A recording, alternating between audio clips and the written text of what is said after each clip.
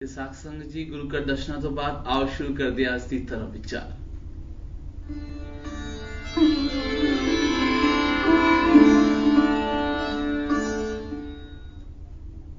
ਜੇਕਰ ਇੱਕ ਇਨਸਾਨ ਮੰਜੇ ਤੇ ਲੇਟਿਆ ਹੋਇਆ ਹੈ, ਉਹਦੀ ਤਬੀਅਤ ਬਹੁਤ ਖਰਾਬ ਹੈ, ਉਹਦੇ ਕੋਲੋਂ ਉੱਠਿਆ ਨਹੀਂ ਜਾ ਰਿਹਾ, ਉਹਦੇ ਕੋਲੋਂ ਬੋਲਿਆ ਨਹੀਂ ਜਾ ਰਿਹਾ, ਉਹਦੇ ਕੋਲੋਂ ਕਿਸੇ ਤਰ੍ਹਾਂ ਦੇ ਕਾਰ ਵਿਹਾਰ ਵਿੱਚ ਕੋਈ ਵੀ ਉਹਦੇ ਕੋਲੋਂ ਹਿੰਮਤ ਨਹੀਂ ਹੋ ਰਹੀ, ਪਰ ਜੇਕਰ उसदे कोल जाके उसदे वैरी दी कोई भी निंदिया कोई भी जेकर बुराई कर दी जाए तो पता नहीं किहड़ी शक्ति उहदे विच आ जाती है कि वह खड़े होके उस बुराई उस निंदा में शामिल हो जाता है। ये निंदा दा अवगुण है जिहड़ा सानू दूजियां दी पापा दी मैल अपने सर ते लैण ते मजबूर कर दिंदा है। ते ये निंदा इन्नी प्यारी लगती है कि सानू गुरु दे शब्दां विच कोई प्यार कोई सत्कार नजर ही नहीं आता। ते अज साध संगत जी असीं विचारन जा रहे हां इसे निंदा दे अवगुण दे बारे कि गुरमत अनुसार निंदा है कि निंदा असीं करदे हां ते इस निंदा तो किवें बचिया जा सकता है, क्योंकि एक अवगुण है, गुण तां है नहीं। ते इस अवगुण नूं त्याग के किस तरह असीं गुणां दे तारनी बन सकते हां, इसे ते अज असीं अपने विचार करांगे। ते जसवीर कौर जी, जिस तरह अज असीं अपना विषय लिया है निंदा, ਤੇ ਜੇਕਰ ਅਸੀਂ ਨਿੰਦਾ ਦੀ ਗੱਲ ਕਰਨੇ ਹਾਂ ਗੁਰਮਤ ਅਨੁਸਾਰ ਨਿੰਦਾ ਕਿਵੇਂ ਪਰਿਭਾਸ਼ਿਤ ਹੈ ਜੀ?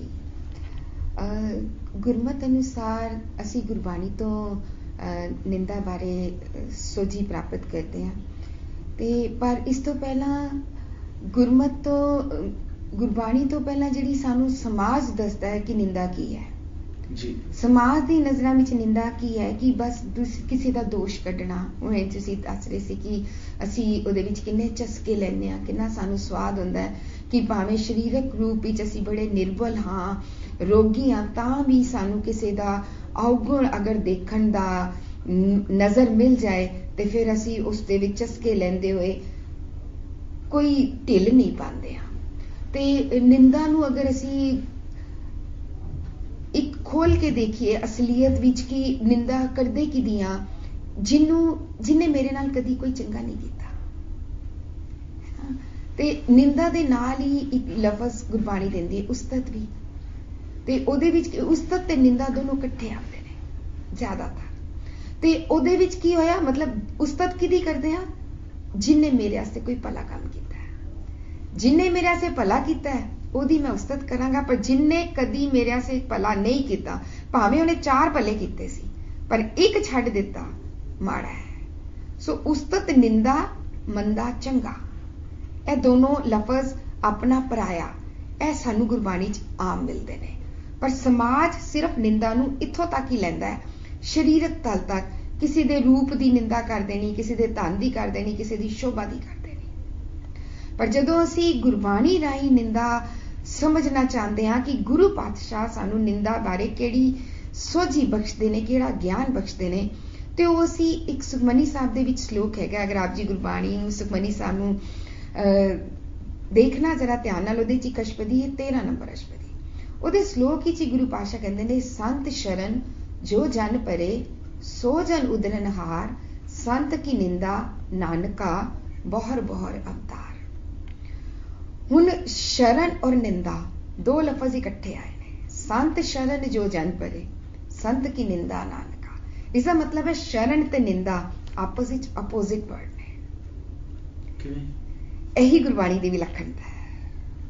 ਤੇ ਯਾਨੀ ਜੇਕਰ ਅਸੀਂ ਦੇਖੀਏ ਕਿ ਸਮਾਜ ਦੇ ਜੋ ਸਮਾਜ ਨੇ ਨਿੰਦਾ ਦੀ ਪਰਿਭਾਸ਼ਾ ਦਿੱਤੀ ਹੈ, ਵਿਸਤਾਰ ਰੂਪ ਵਿੱਚ ਗੁਰਬਾਣੀ ਵਿੱਚ ਹੈ ਜਾਂ ਵਿਸਤਾਰ, ਉਹ ਗੁਰਬਾਣੀ ਦੇ ਅਰਥ ਸਮਾਜ ਵਾਲੇ ਹੈ ਹੀ ਨਹੀਂ ਹੈ, ਬਿਲਕੁਲ ਵੱਖਰੇ ਨੇ। ਸਮਾਜ ਨਿੰਦਾ ਸਿਰਫ ਇਤਨਾ ਸਮਝਦਾ ਹੈ ਕਿ ਕਿਸੇ ਮਨੁੱਖ ਦੀ ਸਰੀਰਕ ਤੌਰ ਤੇ ਨਿੰਦਾ ਕਰਨੀ। ਗੁਰਬਾਣੀ ਨਿੰਦਾ ਲੈ ਕੇ ਆਂਦੀ ਹੈ, ਤੁਸੀਂ ਪੰਕਤੀਆਂ ਦੇਖੋ ਕਿ ਸਤਿਗੁਰ ਕੀ ਨਿੰਦਾ ਜੋ ਕਰੇ। ਹੁਣ ਅਸੀਂ ਕਦੀ ਆਪਣੇ ਆਪ ਨੂੰ ਸਮਾਜ ਦੀ ਨਜ਼ਰ ਵਾਲੀ, ਨਿੰਦਾ ਵਾਲੀ ਅੱਖ ਨਾਲ ਇਹ ਵੇਖ ਹੀ ਨਹੀਂ ਸਕਦੇ ਕਿ ਅਸੀਂ ਕਦੀ ਗੁਰੂ ਕੀ ਨਿੰਦਾ ਕਰ ਰਹੇ ਹਾਂ, ਕਿ ਸਤਿਗੁਰ ਦੀ ਨਿੰਦਾ ਕੋਈ ਕਰ ਰਿਹਾ ਹੈ। ਗੁਰਬਾਣੀ ਇਹ ਦੱਸਦੀ ਹੈ, ਜਿਸ ਪਲ ਮੈਂ ਸ਼ਰਨ ਵਿੱਚ ਨਹੀਂ ਹਾਂ ਉਸ ਪਲ ਮੈਂ ਨਿੰਦਾ ਕਰ ਰਿਹਾ। ਤੇ ਇਸ ਦਾ ਮਤਲਬ ਹੈ ਸ਼ਰਨ ਸਮਝਣਾ ਅਕੋਰਡਿੰਗ ਟੂ ਗੁਰਬਾਣੀ ਅਤ ਜ਼ਰੂਰੀ ਹੈ, ਵੈਰੀ ਵੈਰੀ ਇੰਪੋਰਟੈਂਟ ਹੈ ਕਿਉਂਕਿ ਜਦ ਤੱਕ ਸ਼ਰਨ ਵਿੱਚ ਨਹੀਂ ਆ ਤਦ ਮੈਂ ਨਿੰਦਾ ਹੀ ਕਰ ਰਿਹਾ ਹਾਂ।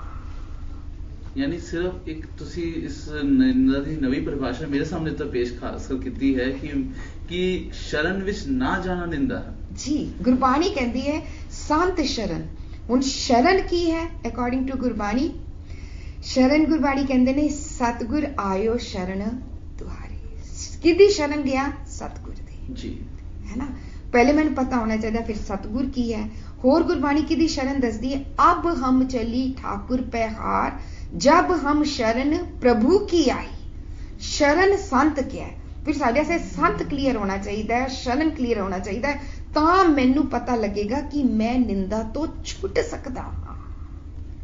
ਮੈਨੂੰ ਨਿੰਦਾ ਤੋਂ ਛੁੱਟਣਾ ਹੈ, ਹੁਣੇ ਛੁੱਟਣਾ ਹੈ, ਨਹੀਂ ਤਾਂ ਜਿਹੜਾ ਜੀਵਨ ਮੈਂ ਜੀ ਰਿਹਾ ਹਾਂ ਉਹ ਮੈਂ ਗੁਰੂ ਦੀ ਨਿੰਦਾ ਕਰ ਰਿਹਾ, ਉਹ ਮੈਂ ਗੁਰੂ ਦੀ ਉਸਤਤ ਨਹੀਂ ਕਰ ਰਿਹਾ, ਮੈਂ ਵਡਿਆਈਆਂ ਨਹੀਂ ਕਰ ਰਿਹਾ। ਮੈਨੂੰ ਲੱਗ ਰਿਹਾ ਮੈਂ ਗੁਰੂ ਦੇ ਗੁਣ ਗਾ ਰਿਹਾ, ਪਰ ਜਦ ਤੱਕ ਮੈਂ ਸ਼ਰਨ ਵਿੱਚ ਨਹੀਂ ਆ ਤਦ ਤੱਕ ਮੈਨੂੰ ਗੁਣਾਂ ਦੀ ਵੀ ਸੋਝੀ ਨਹੀਂ ਪ੍ਰਾਪਤ ਹੋਏਗੀ। ਗੁਰੂ ਪਾਤਸ਼ਾਹ ਕਹਿੰਦੇ ਤੁਮਰੀ ਉਸਤਤ ਤੁਮ ਤੇ ਹੋਏ, ਤੁਮਰੀ ਕਿਰਪਾ ਤੇ ਤੁਧ ਪਛਾਣਾ। ਤਦ ਤੱਕ ਤੇ ਮੈਨੂੰ ਤੇਰੇ ਗੁਣ ਦਿਖਣਗੇ ਹੀ ਨਹੀਂ ਜਦ ਤੱਕ ਮੈਂ ਤੇਰੀ ਸ਼ਰਨ ਵਿੱਚ ਨਹੀਂ ਆ। ਯਾਨੀ ਗੁਣਾਂ ਨੂੰ ਨਾ ਦਿਖਣਾ ਨਿੰਦਾ ਹੈ। ਜੀ, ਜਿਵੇਂ ਅਸੀਂ ਆਮ ਮਨੁੱਖ ਦੀ ਨਿੰਦਾ ਕਰ ਰਹੇ ਹਾਂ। ਕਿਉਂ ਕਰ ਰਹੇ ਹਾਂ? ਕਿਉਂਕਿ ਅਸੀਂ ਉਹਦੇ ਗੁਣ ਵੇਖਣ ਵਾਲੀ ਅੱਖ ਹੀ ਨਹੀਂ ਲਈ। ਮੈਂ ਉਹਨੂੰ ਆਪਣੀ ਖੁਦਗਰਜੀ ਵਾਲੀ ਅੱਖ ਨਾਲ ਦੇਖ ਰਿਹਾ, ਮੇਰੀ ਸਵਾਰਥੀ ਅੱਖ ਹੈ। ਮੈਂ ਨਿੰਦਾ ਕਰ ਰਿਹਾ ਕਿ ਉਹਨੇ ਕੁਝ ਗਲਤ ਕੀਤਾ ਹੈ, ਪਰ ਉਹਦੀ ਅਸਲੀਅਤ, ਉਹਦੇ ਅੰਦਰ ਕਿਹੜੀ ਸੋਚ ਹੈ, ਉਹਦੇ ਕੋਲੋਂ ਕਿਉਂ ਇਹ ਹੋਇਆ ਹੈ, ਮੈਂ ਇਹ ਵੀ ਨਹੀਂ ਜਾਣਦਾ ਉਹ ਗਲਤ ਹੋਇਆ ਜਾਂ ਸਹੀ ਹੋਇਆ ਹੈ।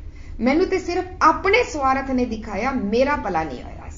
ਮੈਂ ਥੋੜਾ ਇਹਨੂੰ ਹੋਰ ਵਿਸਥਾਰ ਚਾਹਨਾ ਕਿ ਮੈਂ ਇੱਕ ਵਾਰ ਫਿਰ ਤੋਂ ਸ਼ਰਨ ਦੀ ਪਰਿਭਾਸ਼ਾ ਫਿਰ ਜਾਣਾ ਕਿ ਤੁਸੀਂ ਸ਼ਰਨ ਨੂੰ ਕਹਿ ਰਹੇ ਹੋ ਕਿ ਸ਼ਰਨ ਵਿੱਚ ਨਾ ਜਾਣਾ ਨਿੰਦਾ ਹੈ, ਤੇ ਫਿਰ ਇੱਕ ਵਾਰ ਫਿਰ ਤੋਂ ਚਾਹਾਂਗਾ ਕਿ ਸ਼ਰਨ ਨੂੰ ਥੋੜਾ ਹੋਰ ਸਮਝਾਇਆ ਜਾਏ ਖੋਲ ਕੇ। Yes, thank you. ਸ਼ਰਨ ਦਾ ਮਤਲਬ ਹੁੰਦਾ ਹੈ ਪਨਾਹ। ਜੀ, ਮੈਂ ਜਿਵੇਂ ਉਹ ਕਹਿੰਦੇ ਸੀ ਨਾ ਕਿਸੇ ਰਾਜੇ ਦੀ ਪਨਾਹ ਹੀ ਚਲਾ ਗਿਆ, ਕਿਸ ਲਈ? ਰੱਖਿਆ ਲਈ। ਮੈਂ ਸ਼ਰਨ ਵਿੱਚ ਆਇਆ ਹਾਂ ਰੱਖਿਆ ਲਈ। ਕਿਸ ਤੋਂ? ਉਹ ਜਿਹੜੀ ਮੈਂ ਸਮਾਜ ਵਿੱਚ ਨਿੰਦਾ ਕਰ ਜਾਣਾ, ਮੈਨੂੰ ਜਦੋਂ ਅਸਲੀਅਤ ਹੀ ਨਹੀਂ ਪਤਾ ਹੁੰਦੀ, ਮੈਂ ਹਰ ਕਿਸੇ ਦੇ ਅਵਗੁਣ ਫਰੋਲ ਜਾਣਾ ਵਾ, ਮੈਂ ਕਿਸੇ ਨੂੰ ਅੰਦਰੋਂ ਜਾਣਦਾ ਹੀ ਨਹੀਂ ਆ। ਕਈ ਵਾਰ ਅਸੀਂ ਉਹਨਾਂ ਦੀ ਨਿੰਦਾ ਵੀ ਕਰਦੇ ਨਾ ਜਿਨ੍ਹਾਂ ਦਾ ਸਾਡੇ ਨਾਲ ਕੋਈ ਸਰੋਕਾਰ ਵੀ ਕੁਝ ਹੈ ਹੀ ਨਹੀਂ ਹੈ, ਕੋਈ ਲੈਣ ਦੇਣ ਹੀ ਨਹੀਂ ਹੈ। ਪਰ ਸ਼ਰਨ ਵਿੱਚ ਕਿਸ ਲਈ ਮੈਂ ਆਇਆ?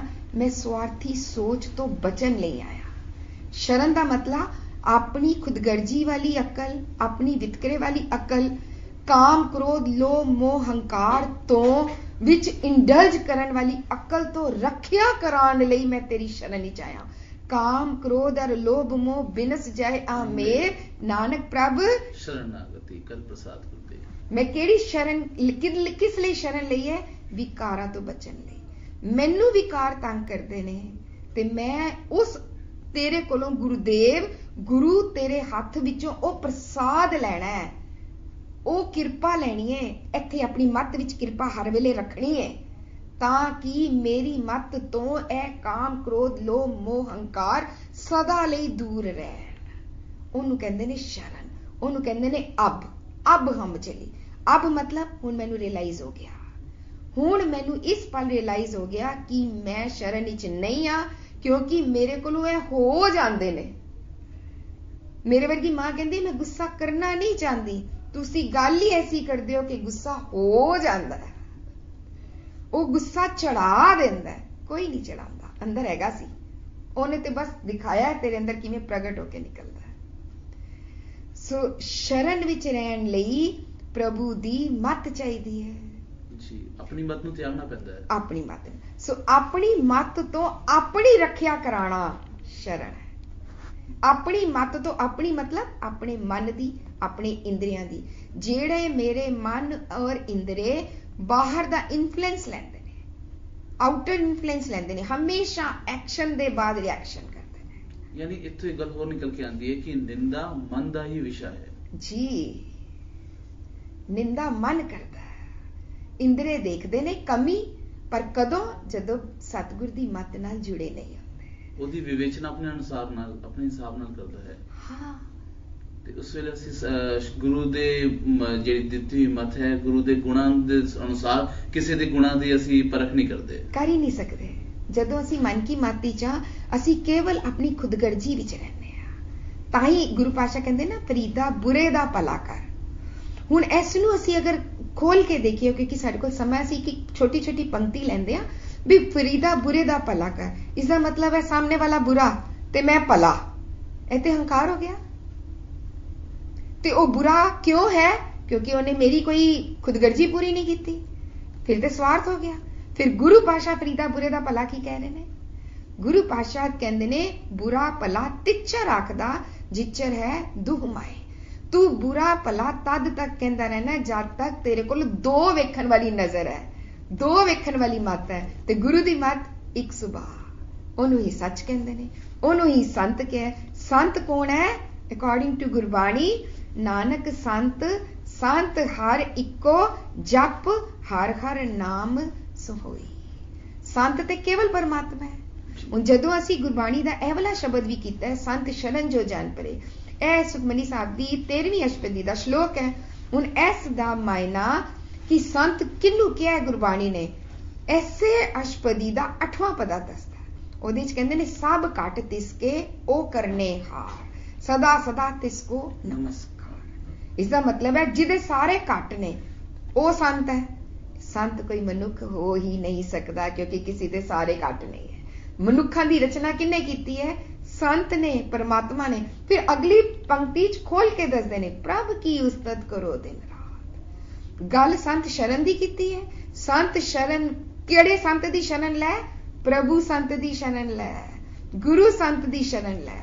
ਸੰਤ ਨਿਰਾਕਾਰ ਹੈ, ਪਰਮਾਤਮਾ ਨਿਰਾਕਾਰ ਹੈ, ਗੁਰੂ ਨਿਰਾਕਾਰ ਹੈ।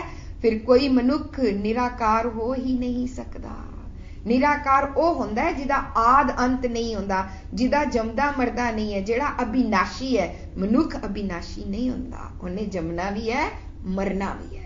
ਸੰਤ ਕੇਵਲ ਤੇ ਕੇਵਲ ਪਰਮਾਤਮਾ ਹੈ। ਸੰਤ ਗੁਰੂ ਹੈ। ਸੰਤ ਪਰਮਾਤਮਾ ਦੇ ਗੁਣ ਨੇ, ਸੰਤ ਪਰਮਾਤਮਾ ਦੀ ਮੱਤ ਹੈ। ਤੇ ਸੰਤ ਸ਼ਰਨ ਵਿੱਚ ਰਹਿਣਾ, ਸਦਾ ਸੰਤ ਦੀ ਸ਼ਰਨ ਵਿੱਚ ਰਹਿਣਾ, ਸਦਾ ਪਰਮਾਤਮਾ ਦੇ ਗੁਣਾਂ ਦੀ ਪਨਾਹ ਲਿਆਂਗੇ ਤੇ ਬਿਨਸ ਜਾਣਗੇ ਕਾਮ ਕ੍ਰੋਧ ਅਰ ਲੋਭ ਮੋਹ। ਫਿਰ ਸੰਤ ਕੀ ਨਿੰਦਾ ਕੀ ਹੋਈ? ਸੰਤ ਦੀ ਸ਼ਰਨ ਵਿੱਚ ਨਾ ਰਹਿਣਾ ਸੰਤ ਦੀ ਨਿੰਦਾ ਹੈ। ਯਾਨੀ ਜੇਕਰ ਅਸੀਂ ਨਿੰਦਾ ਦਾ ਇੱਕ ਨਵਾਂ ਪੱਖ ਮੇਰੇ ਸਾਹਮਣੇ ਤਾਂ ਖਾਸ ਕਰ ਰਿਹਾ ਕਿ ਕਿਨਮਾ ਜਿਹੜਾ ਨਿੰਦਾ ਹੈ ਉਹ ਹੈ ਕਿ ਜੇਕਰ ਅਸੀਂ ਗੁਰੂ ਦੇ ਗੁਣਾਂ ਨੂੰ ਤੋਂ ਮੁਨਕਰ ਹੋ ਜਾਂਦੇ ਹਾਂ, ਜੇਕਰ ਅਸੀਂ ਗੁਰੂ ਦੇ ਗੁਣਾਂ ਦੇ ਵੱਲ ਆਪਣੀ ਨਜ਼ਰ ਹੀ ਨਹੀਂ ਪਾਉਂਦੇ, ਆਪਣੀ ਐਨਕ, ਆਪਣੇ ਅਵਗੁਣਾਂ ਦੀ ਐਨਕ ਨਾਲ ਅਸੀਂ ਲੋਕਾਂ ਨੂੰ, ਦੁਨੀਆ ਨੂੰ ਵੇਖਦੇ ਹਾਂ ਤੇ ਸਾਨੂੰ ਅਵਗੁਣੀ ਅਵਗੁਣ ਨਜ਼ਰ ਆਉਂਦੇ ਨੇ। ਅਗਰ ਜੇਕਰ ਅਸੀਂ ਉਸ ਐਨਕ ਨਾਲ, ਪਾਪ ਗੁਰੂ ਦੀ ਐਨਕ ਨਾਲ ਜੇਕਰ ਅਸੀਂ ਆਪਣੀ ਵੱਲ ਝਾਤੀ ਮਾਰੀਏ ਤਾਂ ਸ਼ਾਇਦ ਸਾਡੇ ਕੋਲ ਇੰਨੇ ਜ਼ਿਆਦਾ ਅਵਗੁਣ ਨੇ ਕਿ ਉਹ ਜਿਹੜੀ ਬਾਕੀ ਦੁਨੀਆ ਦੇ ਲੋਕ ਨੇ ਉਹ ਕਈ ਗੁਣਕਾਰੀ ਸਾਨੂੰ ਨਜ਼ਰ ਆਉਣਗੇ। ਤੇ ਵੈਸੇ ਤਾਂ ਨਿੰਦਾ ਦੀ ਪਰਿਭਾਸ਼ਾ ਕਰਦੇ ਕਰਦੇ ਕੁਝ ਹੱਦ ਤੱਕ ਮੈਨੂੰ ਸਮਝ ਆਉਣ ਲੱਗਿਆ ਕਿ ਨਿੰਦਾ ਕੀ ਹੈ। ਤੇ ਨਿੰਦਾ ਫਿਰ ਕਰਦਾ ਤੇ ਮਨੁੱਖ ਹੀ ਹੈ, ਮਨੁੱਖੀ ਮਨ। ਗੁਰੂ ਪਾਤਸ਼ਾਹ ਨੇ ਮਨ ਨੂੰ ਕਿਹਾ ਕਿਉਂਕਿ ਮਨ ਬਲਵਾਨ ਹੋ ਜਾਂਦਾ ਹੈ ਇਹਨਾਂ ਇੰਦਰੀਆਂ ਤੇ, ਮਨ ਰਾਜ ਕਰਦਾ ਹੈ ਇਹਨਾਂ ਇੰਦਰੀਆਂ ਤੇ, ਮਨ ਖਿਆਲਾਂ ਦੀ ਰਚਨਾ ਰਚਦਾ ਹੈ। ਸੋ ਮਨ ਨੇ ਜਿਹੜੀ ਇਹ ਖਿਆਲਾਂ ਦੀ ਰਚਨਾ ਸੋਚ ਮੰਡਲੀ ਚ ਰਚੀ ਹੈ, ਗੁਰੂ ਪਾਤਸ਼ਾਹ ਕਹਿੰਦੇ ਨੇ ਕਿ ਇਹ ਮਨ ਕੀ ਕਰਦਾ ਹੈ? ਆਪਣੇ ਸਵਾਰਥ ਆਸੇ ਦੇਨ ਹਾਰ ਪ੍ਰਭ ਛੋੜ ਕੇ ਲਾਗੇ ਆਨ ਸੋਏ। ਇਹ ਆਪਣੇ ਮਤਲਬ ਵਾਸਤੇ, ਜਦੋਂ ਅਸੀਂ ਗੁਰਬਾਣੀ ਨੂੰ ਇਸ ਗੁਰਬਾਣੀ ਦੀ ਨਜ਼ਰ ਨਾਲ ਦੇਖਾਂਗੇ, ਜਦੋਂ ਗੁਰਬਾਣੀ ਨੂੰ ਅਸੀਂ ਸਮਾਜ ਦੀ ਨਜ਼ਰਾਂ ਤੋਂ ਦੇਖਦੇ ਹਾਂ, ਜਿਨ੍ਹਾਂ ਨੂੰ ਅਸੀਂ ਧਰਮੀ ਸਮਝਦੇ ਹਾਂ ਉਹਨਾਂ ਦੀ ਨਜ਼ਰਾਂ ਤੋਂ ਦੇਖਦੇ ਹਾਂ, ਅਸੀਂ ਗੁਰਬਾਣੀ ਦੇ ਇਹਨਾਂ ਮਾਇਨਿਆਂ ਤੋਂ ਓਲੇ ਹੋ ਜਾਂਦੇ ਹਾਂ। ਯਾਨੀ ਗੁਰਬਾਣੀ ਦੀ ਵਿਆਖਿਆ ਗੁਰਬਾਣੀ ਤੋਂ ਲੈਣੀ ਹੈ। ਗੁਰਬਾਣੀ ਕਹਿੰਦੀ ਹੈ ਜਦ ਤੱਕ ਇਹ ਮਨ ਗੁਰੂ ਦੀ ਗੱਲ ਪਸੰਦ ਨਹੀਂ ਕਰੇਗਾ, ਜਬ ਜਾਣਿਆ ਤੋ ਮਨ ਮਾਨਿਆ, ਮਨ ਮਾਨੇ ਲੋਗ ਨਾ ਪਤੀਜੇ। ਜਦੋਂ ਮਨੁੱਖ ਦਾ ਮਨ, ਜਦੋਂ ਅਸੀਂ ਆਪਸ ਵਿੱਚ ਇੱਕ ਦੂਜੇ ਨੂੰ ਗੱਲ ਵੀ ਕਰਦੇ ਹਾਂ ਤੇ ਸਾਹਮਣੇ ਵਾਲੇ ਕੋਲ ਚੁਆਇਸ ਹੁੰਦੀ ਹੈ ਕਿ ਮੈਂ ਇਹਦੀ ਗੱਲ ਲੈਣੀ ਹੈ ਜਾਂ ਨਹੀਂ ਲੈਣੀ। ਇਸ ਦਾ ਮਤਲਬ ਹੈ ਉਹ ਗੱਲ ਨੂੰ ਕੱਟ ਰਿਹਾ ਹੈ। ਅਸੀਂ ਗੱਲ ਕਰ ਰਹੇ ਹਾਂ, ਤੁਸੀਂ ਇਸ ਗੱਲ ਉੱਤੇ ਤੁਹਾਡਾ ਮਨ ਮੰਨਦਾ ਹੈ ਤਾਂ ਤੁਸੀਂ ਗੱਲ ਨੂੰ ਸੁਣੋਗੇ। ਜੇ ਤੁਹਾਡਾ ਗੱਲ ਮਨ ਨਹੀਂ ਮੰਨਦਾ, ਅੰਦਰ ਹੀ ਕੱਟਦੇ ਜਾਓਗੇ। ਬਾਹਰ ਵਾਲੇ ਸਾਹਮਣੇ ਤੇ ਐਜ਼ ਇਜ਼ ਬੈਠੇ ਹੁੰਦੇ ਆ, ਪਰ ਅੰਦਰੋਂ ਉਸ ਗੱਲ ਨੂੰ ਕੱਟਦੇ ਹੁੰਦੇ ਆ। ਹੁਣ ਜਦੋਂ ਸਾਨੂੰ ਕੋਈ ਕਹਿੰਦਾ ਗੁਰੂ ਦੀ ਮੱਤ ਨਾਲ ਜੀਣਾ ਚਾਹੀਦਾ ਜੀ, ਗੁਰੂ ਦੀ ਮੱਤ ਨਾਲ ਸ਼ਰਾਬ ਨਹੀਂ ਪੀਣੀ ਚਾਹੀਦੀ, ਗੁਰੂ ਦੀ ਮੱਤ ਨਾਲ ਦਾਜ ਨਹੀਂ ਦੇਣਾ ਚਾਹੀਦਾ, ਗੁਰੂ ਦੀ ਮੱਤ ਨਾਲ ਵਿਤਕਰਾ ਨਹੀਂ ਕਰਨਾ ਚਾਹੀਦਾ, ਗੁਰੂ ਦੀ ਮੱਤ ਨਾਲ ਸਾਰਿਆਂ ਨਾਲ ਸਮ ਨਜ਼ਰ ਰੱਖਣੀ ਚਾਹੀਦੀ ਹੈ, ਫਿਰ ਸਾਡਾ ਮਨ ਕੀ ਬੋਲਦਾ ਹੈ? ਪੋਸੀਬਲ ਹੀ ਨਹੀਂ ਹੈ, ਅਸੀਂ ਗ੍ਰਸਤੀ ਜੀਵਾਂ। ਜਦੋਂ ਸਾਡਾ ਮਨ ਇਹ ਬੋਲਿਆ, ਅਸਲ ਵਿੱਚ ਕੀ ਕੀਤੀ? ਕੱਟਿਆ ਕਿਹਨੂੰ ਹੈ? ਗੁਰੂ ਦੀ ਮੱਤ ਨੂੰ। ਗੁਰੂ ਇਹ ਗੱਲ ਕਹਿ ਰਿਹਾ ਹੈ ਤੇ ਮਨ ਕੀ ਕਰ ਰਿਹਾ ਹੈ? ਗੱਲ ਨੂੰ ਕੱਟ ਰਿਹਾ ਹੈ। ਤੇ ਇੱਥੇ ਇੱਕ ਵੀ ਗੱਲ ਇਹ ਵੀ ਦਿਖ ਜਾਂਦੀ ਕਿ ਸਾਡਾ ਮਨ ਕਦੇ ਇੰਨਾ ਚੂਜ਼ੀ ਹੋ ਜਾਂਦਾ ਹੈ ਕਿ ਹਾਂ ਬਈ ਜਿਹੜੀ ਉਸਨੂੰ ਪਸੰਦ ਆ ਰਹੀ ਹੈ ਉਹੀ ਗੁਰੂ ਦੀ ਗੱਲ ਲੈਂਦਾ ਹੈ। ਯੈਸ, ਜਿਹਦੇ ਵਿੱਚ ਉਹ ਦੇਖਦਾ ਮੇਰਾ ਭਲਾ ਹੈ। ਗੁਰੂ ਦੀ ਗੱਲ ਲੈਣ ਵਾਸਤੇ ਵੀ ਮਨ ਸਵਾਰਥੀ ਹੈ। ਜਿਹੜੀ ਗੱਲ ਮਨ ਨੂੰ ਚੰਗੀ ਲੱਗਦੀ ਹੈ ਉਹ ਲੈ ਲੈਂਦਾ ਹੈ, ਜਿਹਦੇ ਚ ਲੱਗਦਾ ਹੈ ਮੇਰੇ ਸਰੀਰ ਦਾ ਭਲਾ ਹੋਏਗਾ, ਮੇਰੇ ਪਰਿਵਾਰ ਦਾ ਭਲਾ ਹੋਏਗਾ। ਸਰੀਰਕ ਮਾਨਸਿਕ ਆਤਮਕ ਵੱਲ ਨਹੀਂ ਜਾਂਦਾ, ਪਰ ਗੁਰਬਾਣੀ ਮਾਨਸਿਕ ਆਤਮਾ ਵੱਲ ਲੈ ਕੇ ਜਾਂਦੀ ਹੈ। ਦੇਨਹਾਰ ਪ੍ਰਭ ਛੋੜ ਕੇ ਲਾਗੇ ਆਣ। ਹੁਣ ਗੁਰਬਾਣੀ ਜਪਜੀ ਸਾਹਿਬ ਵਿੱਚ ਕਹਿੰਦੇ ਆ ਭਰੀਏ ਮਤ ਪਾਪਾ ਕੇ ਸੰਗ। ਹੁਣ ਕਦੀ ਲੱਭਿਆ ਕਿ ਮੇਰੀ ਮਤ ਪਾਪਾਂ ਦਾ ਸੰਗ ਕਰ ਰਹੀ ਹੈ? ਅਸੀਂ ਤੇ ਕਹਿੰਦੇ ਅਸੀਂ ਸੰਗਤ ਕਰਨ ਗਏ ਆ ਗੁਰਦੁਆਰੇ। ਗੁਰਬਾਣੀ ਕਹਿੰਦੀ ਹੈ ਤੂੰ ਹਰ ਵੇਲੇ ਇੱਕ ਮਤ ਦਾ ਸੰਗ ਕਰ ਰਿਹਾ ਹੈ। ਉਸ ਮਤ ਦੇ ਸੰਗ ਕਰਨ ਕਰਕੇ ਤੇਰੀ ਮਤ ਮੈਲ ਨਾਲ ਪਾਪਾਂ ਨਾਲ ਭਰੀ ਜਾ ਰਹੀ ਹੈ। ਪੜ੍ਹਦੇ ਅਸੀਂ ਰੋਜ਼ ਆ, ਭਰੀਏ ਮਤ ਪਾਪਾ ਕੇ ਸੰਗ, ਉਹ ਧੋਪੇ ਨਾਵੇ ਕੇ ਰੰਗ। ਹੁਣ ਅਗਲੀ ਉਸੇ ਪੌੜੀ ਵਿੱਚ ਅਗਲੀਆਂ ਪੰਕਤੀਆਂ ਵਿੱਚ ਦੱਸਿਆ ਧੋਣਾ ਕੀ ਹੁੰਦਾ ਤੇ ਨਾਮ ਦਾ ਰੰਗ ਕੀ ਹੁੰਦਾ ਹੈ। ਉਹਦੇ ਵਿੱਚ ਕੀ ਕਹਿੰਦਾ ਹੈ? ਪੁੰਨੀ ਪਾਪੀ ਆਖਣ ਨਾ ਕਰ ਕਰ ਕਰਨਾ ਲਿਖ ਲੈ ਜਾ। ਜੋ ਤੂੰ ਕਰ ਰਿਹਾ ਹੈ ਨਾਲ ਨਾਲ ਲਿਖ ਰਿਹਾ ਹੈ। ਆਪੇ ਬੀਜ ਆਪੇ ਹੀ ਖਾ। ਕਰਨਾ ਨੂੰ ਲਿਖਣਾ ਨਾਲ ਥੋੜਾ ਦੱਸੋਗੇ ਮੈਨੂੰ, ਥੋੜਾ ਵਿਸਤਾਰ? ਜਿਹੜਾ ਮਨੁੱਖ ਜੋ ਕੰਮ ਕਰਦਾ ਹੈ ਅਕੋਰਡਿੰਗ ਟੂ ਸੋਚ ਕਰਦਾ ਹੈ। ਜਿਹੜੀ ਮੈਨੂੰ ਸੋਚ ਪਸੰਦ ਹੈ ਉਸੇ ਸੋਚ ਨਾਲ ਮੈਂ ਕੰਮ ਕਰਾਂਗਾ। ਜੇ ਮੇਰੀ ਸਵਾਰਥੀ ਅਕਲ ਹੈ ਤੇ ਮੇਰੇ ਕੰਮ ਸਵਾਰਥ ਵਾਲੇ ਹੋਣਗੇ। ਮੈਂ ਕਹਿ ਰਿਹਾ ਵਾਂ ਰੋਜ਼ ਅਰਦਾਸ ਵਿੱਚ ਨਾਨਕ ਨਾਮ ਚੜ੍ਹਦੀ ਕਲਾ ਤੇਰੇ ਭਾਣੇ ਸਰਬੱਤ ਦਾ ਭਲਾ, ਪਰ ਉਸ ਸਰਬੱਤ ਦੇ ਭਲੇ ਵਾਲੀ ਸੋਚ ਮੈਂ ਇੱਥੇ ਲਿਖੀ ਹੋਈ ਨਹੀਂ ਪ੍ਰਾਪਤ ਕੀਤੀ। ਮੈਂ ਸਰਬੱਤ ਦਾ ਭਲਾ ਕਰਨ ਲਈ ਉੱਠਦਾ ਹੀ ਨਹੀਂ ਆ। ਜਿਹੜੀ ਸੋਚ ਮੈਨੂੰ ਪਸੰਦ ਹੈ ਉਸੇ ਸੋਚ ਨੂੰ ਮੈਂ ਸੋਚ ਮੰਡਲੀ ਚ ਫਿਕਸ ਕੀਤਾ ਹੈ। ਮੈਨੂੰ ਤੁਹਾਡਾ ਔਗਣ ਪਸੰਦ ਆਇਆ ਜਾਂ ਮੈਨੂੰ ਲੱਗਾ ਤੁਸੀਂ ਮੈਨੂੰ ਹਰਟ ਕੀਤਾ ਹੈ ਤੇ ਉਹਨੂੰ ਮੈਂ ਇੱਥੇ ਫਿਟ ਕਰ ਲਿੱਤਾ। ਮੈਂ 25 ਸਾਲ ਵੀ ਨਹੀਂ ਛੱਡਾਂਗਾ। ਕਿਉਂ? ਇੱਥੇ ਲਿਖ ਲਿੱਤਾ ਹੈ ਤੂੰ 25 ਸਾਲ ਪਹਿਲੇ ਮੇਰੇ ਨਾਲ ਇਹ ਕੀਤਾ ਸੀ ਨਾ, ਤੈਨੂੰ ਮੈਂ ਜ਼ਿੰਦਗੀ 'ਚ ਕਦੀ ਮਾਫ ਨਹੀਂ ਕਰਾਂਗਾ। ਕਹਿੰਦਾ ਕਦੇ ਭੁੱਲ ਨਹੀਂ ਸਕਦਾ। ਕਿਉਂ?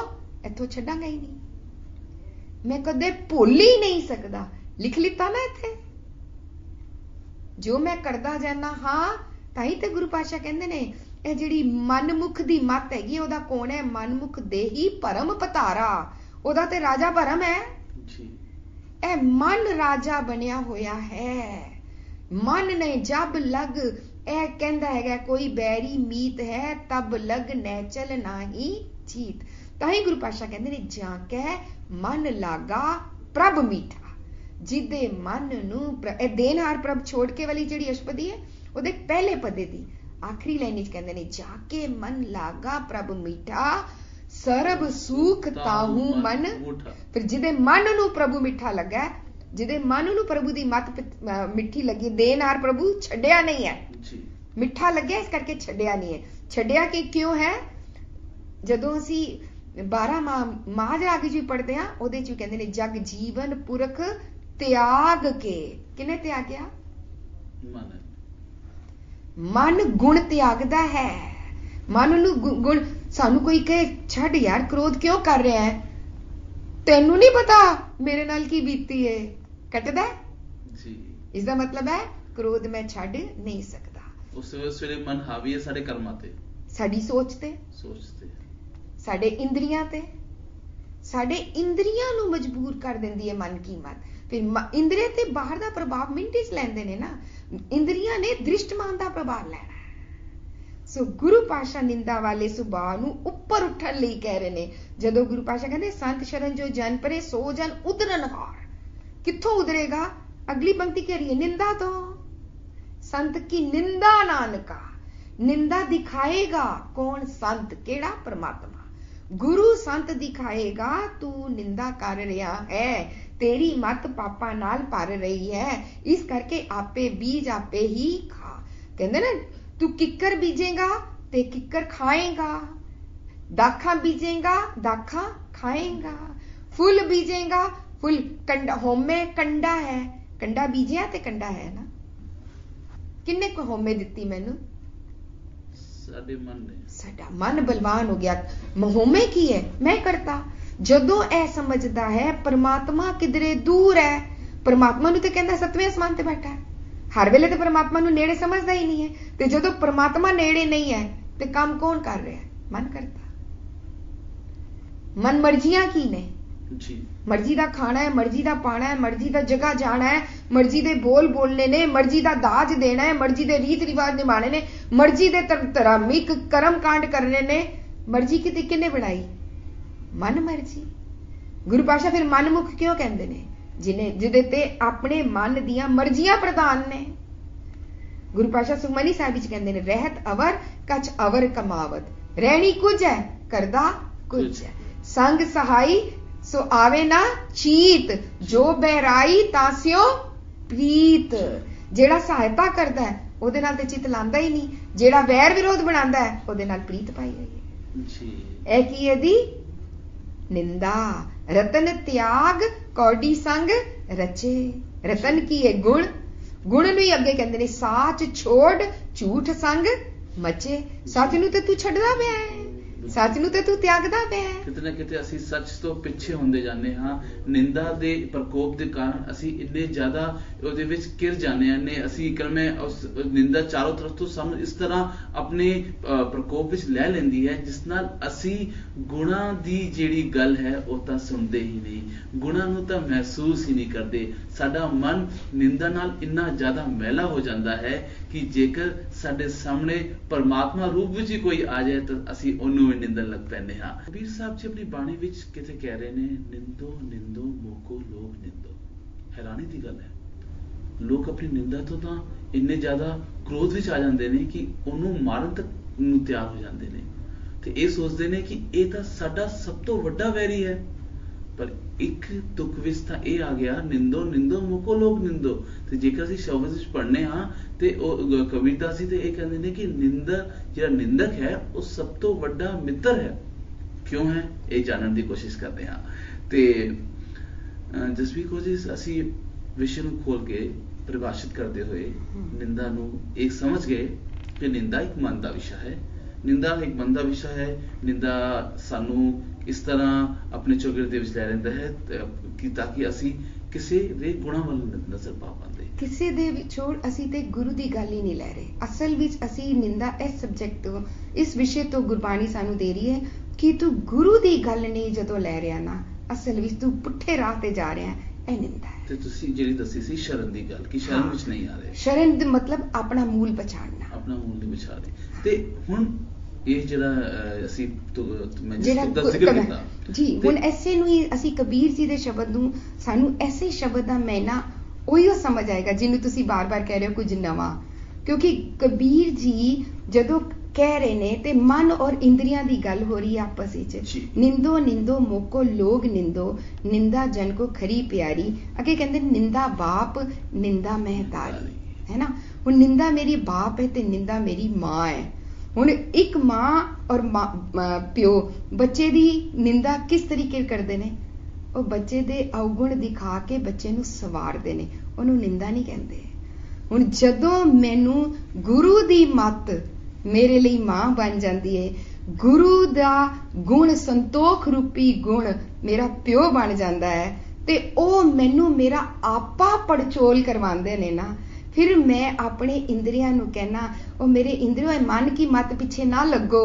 ਇਹ ਮਨ ਕੀ ਮੱਤ ਪਿੱਛੇ ਲੱਗੋਗੇ ਤੇ ਇਹ ਤੈਨੂੰ ਮਨ ਨੀਵਾ ਮੱਤ ਉੱਚੀ ਵਾਲੇ ਰਾਹ ਤੇ ਨਹੀਂ ਲੈ ਕੇ ਜਾਏਗਾ, ਇਹ ਸਰਬੱਤ ਦੇ ਭਲੇ ਵਾਲੇ। ਜਦੋਂ ਨਿੰਦਾ ਕਰਦਾ ਹੈ ਗੁਰੂ ਦੀ ਤੇ ਮਨ ਉੱਚਾ ਰਹਿੰਦਾ ਹੈ ਤੇ ਖਿਆਲ ਨੀਵੇਂ ਨੀਵੇਂ ਪਰ ਆਉਂਦੇ ਨੇ, ਨੀਚਤਾ ਵਾਲੇ ਖਿਆਲ ਆਉਂਦੇ ਨੇ ਦੇ ਅੰਦਰ। ਪਰ ਜਦੋਂ ਗੁਰੂ ਦੀ ਸ਼ਰਨ ਵਿੱਚ ਆ ਜਾਂਦਾ ਹੈ ਤਦ ਇਹਦਾ ਜੀਵਨ ਕੈਸਾ ਹੁੰਦਾ ਹੈ? ਇਹ ਹਮੇਸ਼ਾ ਮਨ ਕੀ ਮੱਤ ਨੂੰ ਨਿੰਦਣਾ ਸਿੱਖ ਜਾਂਦਾ ਹੈ। ਕਿਹਨੂੰ ਨਿੰਦੋ? ਜਿਹੜੇ ਮਰਜ਼ੀਆਂ ਵਾਲੇ ਖਿਆਲ ਪੈਦਾ ਹੋ ਰਹੇ ਨੇ ਨਾ, ਉਹਨੂੰ ਨਿੰਦਣਾ ਸ਼ੁਰੂ ਕਰ ਦੇ। ਤੇ ਇਹਦੇ ਇਸ ਪੰਕਤੀ ਵਿੱਚ ਇਹ ਵੀ ਆਉਂਦਾ ਹੈ ਕਿ ਨਿੰਦ ਹਮਰੇ ਕੱਪੜੇ ਤੋਂ, ਤਾਂ ਹੀ ਤੇ ਕਹਿੰਦੇ ਹਿਰਦੇ ਸ਼ੁੱਧ जो निंदा होए। ਹਿਰਦੇ शुद्ध होएगा। जे तू मन की मत नूं निंदेगा, जदों तू वितकरे वाली मत नूं निंदेगा, जदों मन दे आपे नूं निंदेगा, फिर की होएगा? हृदय शुद्ध। तां निंदा तेरी मां बने। अपने आप नूं सवारना, अपने अंदरों उठण वाले ख्यालां नूं आप कटना, ਇਹਨੂੰ ਕਹਿੰਦੇ ਨੇ ਆਪਣੀ ਪੜਚੋਲ ਕਰਨਾ, ਆਪਣਾ ਅਵਲੋਕਨ ਕਰਨਾ। ਜਿਵੇਂ ਆਪ ਜੀ ਇੱਕ ਸਵਾਲ ਦੀ ਸਾਂਝ ਪਾ ਰਹੇ ਸੀ, ਨਦਰ, ਇਹਨੂੰ ਕਹਿੰਦੇ ਨੇ ਪਰਮਾਤਮਾ ਦੀ ਨਦਰ ਹੋਣਾ। ਪਰਮਾਤਮਾ ਦੀ ਨਦਰ ਵਿੱਚ ਪਰਮਾਤਮਾ ਦੀ ਅੱਖ ਮਿਲਦੀ ਹੈ, ਬਵੇਕਤਾ ਦੀ ਮੱਤ ਨਾਲ ਬਵੇਕਤਾ ਵਾਲੀ ਅੱਖ ਮਿਲਦੀ ਹੈ। ਇਨਸਾਨੀ ਮਨ ਆਪਣੇ ਆਪ ਨੂੰ ਦੇਖਣ ਲੱਗਦਾ ਹੈ ਕਿ ਮੈਂ ਕਿਹੜੀ ਸੋਚ ਦਾ ਮਾਲਕ ਹਾਂ, ਮੈਂ ਕਿਹੜੇ ਰਾਹ ਤੇ ਜਾ ਰਿਹਾ, ਮੇਰੇ ਅੰਦਰ ਗੁਣ ਇਕੱਠੇ ਹੋ ਰਹੇ ਨੇ ਜਾਂ ਔਗੁਣ ਇਕੱਠੇ ਹੋ ਰਹੇ ਨੇ, ਗੁਣ ਗਲ ਰਹੇ ਨੇ, ਗੁਣ ਗਲਦੇ ਜਾਂਦੇ ਨੇ ਸਵਾਰਥੀ ਅਕਲ ਨਾਲ। ਤੇ ਗੁਰੂ ਪਾਤਸ਼ਾਹ ਕਬੀਰ ਸਾਹਿਬ ਜੀ ਦੀ ਰਸਨਾ ਤੋਂ ਕਹਿ ਰਹੇ ਨੇ, ਨਿੰਦੋ ਨਿੰਦੋ ਮੋਕੋ ਲੋਗ ਨਿੰਦੋ। ਲੋਗ ਮੈਨੇ ਮੇਰੇ ਇੰਦਰੇ, ਜਗਤ ਨੂੰ ਕਿਹਾ, ਜਗਤ ਬਾਹਰ ਦੇ ਲੋਕਾਂ ਨੂੰ ਨਹੀਂ ਕਿਹਾ। ਸਿੱਧ ਗੋਸ਼ਟ ਵਿੱਚ ਇੱਕ ਸ਼ਲੋਕ ਵਿੱਚ ਗੁਰੂ ਕਹਿੰਦੇ ਨੇ, ਗੁਰੂ ਨਾਨਕ ਪਾਤਸ਼ਾਹ, ਕਿਤ ਕਿਤ ਬਿਦ ਜਗ ਉਪਜੇ ਪੁਰਖਾ, ਕਿਤ ਬਿਦ ਬਿਨਸ ਜਾਈ। ਕਹਿੰਦੇ ਨੇ ਹੋਮੇ ਵਿੱਚ ਜਗ ਉਪਜੇ ਪੁਰਖਾ। ਇਹ ਹੋਮੇ ਵਾਲੇ ਜਗ ਦੀ ਗੁਰੂ ਪਾਤਸ਼ਾਹ ਗੱਲ ਕਰ ਰਹੇ ਨੇ। ਤੇ ਉਹ ਹੋਮੇ ਵਾਲਾ ਜਗਤ ਜਿਹੜਾ ਹੈ ਨਾ, ਉਹਨੂੰ ਕਹਿ ਰਹੇ ਨੇ ਹੁਣ ਇਹਨੂੰ ਨਿੰਦਣਾ ਸ਼ੁਰੂ ਕਰੋ। ਬਾਹਰ ਵਾਲਿਆਂ ਦੀ ਲੋਕਾਂ ਵੱਲੋਂ ਅੱਖ ਹਟਾ। ਹੁਣ ਆਪ ਜੀ ਅਗਰ ਗੁਰਬਾਣੀ ਨੂੰ ਥੋੜੇ ਪ੍ਰੇਮ ਨਾਲ ਪੜੋ ਨਾ, ਆਪ ਦੇਖਣਾ ਕਿ ਸ਼ਲੋਕ ਵਿੱਚ ਕੁਝ ਕਹਿੰਦੇ ਨੇ ਤੇ ਅਸ਼ਪਦੀ ਵਿੱਚ ਕੁਝ ਹੋਰ। ਜਿਵੇਂ ਅਗਰ ਕਿਹਾ ਸੁਖੀ ਬਸੇ ਮਸਕੀਨੀਆਂ, ਤੇ ਸ਼ੁਰੂਆਤ ਕਿੱਥੋਂ ਕੀਤੇ? ਜਿਸਕੇ ਅੰਦਰ ਰਾਜ ਅਭਿਮਾਨ, ਇਹਨੂੰ ਕਹਿੰਦੇ ਨੇ ਅਦਰ ਵੇ ਰਾਉਂਡ। ਮਸਕੀਨੀਆਂ ਸੁਭਾ ਦੇਣਾ, ਅਭਿਮਾਨ ਦੇਖ, ਸ਼ਰਨ ਵਿੱਚ ਰਹਿਣਾ। ਪੂਰੀ ਅਸ਼ਪਦੀ ਦੱਸੀ ਹੈ, ਤੂੰ ਨਿੰਦਾ ਕੀ ਕਰ ਰਿਹਾ, ਕਿਵੇਂ ਕਰ ਰਿਹਾ, ਤੇਰੇ ਅੰਦਰ ਕੀ ਹੋ ਰਿਹਾ ਹੈ। ਤੂੰ ਸੰਤ ਕਾ ਦੋਖੀ ਸਦਾ ਪਵਿੱਤ ਮੈਲਾ ਹੁੰਦਾ ਜਾ ਰਿਹਾ ਹੈ। ਸੰਤ ਕਾ ਦੋਖੀ ਮਹਾ ਹੰਕਾਰੀ, ਸ਼ਰਨ ਵਿੱਚ ਨਹੀਂ ਹੈ ਜਦੋਂ ਹੰਕਾਰੀ ਹੈ, ਜਦੋਂ ਮੈਲਾ ਹੈ। ਸੋ ਇਹਨੂੰ ਕਹਿੰਦੇ ਨੇ ਅਦਰ ਵੇ ਰਾਉਂਡ। ਇੱਕ ਜਗ੍ਹਾ ਸ਼ਬਦ ਵਿੱਚ ਕਹਿੰਦੇ ਨੇ, ਦਰਸ਼ਨ ਕੋ ਲੋਚੇ ਸਭ ਕੋਈ, ਪੂਰੇ ਭਾਗ ਪ੍ਰਾਪਤ ਹੋਈ। ਤੇ ਸ਼ਬਦ ਵਿੱਚ ਕਹਿੰਦੇ ਨੇ, ਸ਼ਾਮ ਸੁੰਦਰਤਾ ਚ ਨੀਂਦ ਕਿਉਂ ਆਈ। ਦਰਸ਼ਨਾਂ ਦੀ ਗੱਲ ਕਰਾਉਂਦੇ ਨੇ। ਦਰਸ਼ਨ ਕੀਤੇ ਹੀ ਅੱਖਾਂ ਖੋਲ ਕੇ ਜਾਂਦੇ ਨੇ, ਤੇ ਸੁੱਤਾ ਹੈ ਤਾਂ ਦਰਸ਼ਨ ਕਿਵੇਂ ਕਰੇਗਾ ਭਾਈ। So it's other way round. ਦਰਸ਼ਨ ਕਰਨਾ ਹੈ, ਨੀਂਦਰ ਦੇਖ, ਸ਼ਰਨ ਵਿੱਚ ਆਣਾ ਹੀ ਨਿੰਦਾ ਵੇਖ। ਤੇ ਗੁਰੂ ਦੀ ਮੱਤ ਵਿੱਚ ਚੱਲਣਾ ਹੀ, ਤੇ ਆਪਣੀ ਅਕਲ ਨੂੰ ਨਿੰਦ, ਯਾਨੀ ਆਪਣੇ ਅਕਲ ਨੂੰ ਤਿਆਗ ਕੇ ਗੁਰੂ ਦੀ ਮੱਤ ਨੂੰ ਲੈਣਾ, ਤੇ ਗੁਰੂ ਦੀ ਮੱਤ ਵਿੱਚ ਲੈ ਕੇ ਗੁਰੂ ਦੀ ਸ਼ਰਨ ਵਿੱਚ ਰਹਿ ਕੇ ਹੀ ਆਪਣਾ ਜੀਵਨ ਜੀਣਾ। ਅਸੀਂ ਕਹਿ ਸਕਦੇ ਹਾਂ ਇਸ ਤਰ੍ਹਾਂ ਅਸੀਂ ਨਿੰਦਾ ਤੋਂ ਪਰੇ ਹੋ ਜਾਂਦੇ ਹਾਂ। ਹਾਂ, ਤੇ ਫਿਰ ਹੁਣ ਹਰ ਪਲ ਰਹਿਣਾ, ਤੇ ਹਰ ਪਲ ਕੀ ਕਰੇਗਾ? ਹਰ ਪਲ ਆਪਣੇ ਅੰਦਰ ਉੱਠਣ ਵਾਲੀ ਖਿਆਲ ਨੂੰ ਧਿਆਨ ਨਾਲ ਦੇਖੇਗਾ। ਇਹਦਾ ਸੋਰਸ ਕੀ ਹੈ? ਖੁਦਗਰਜੀ ਵਾਲੀ ਅਕਲ ਹੈ ਜਾਂ ਸਰਬੱਤ ਦੇ ਭਲੇ ਵਾਲੀ?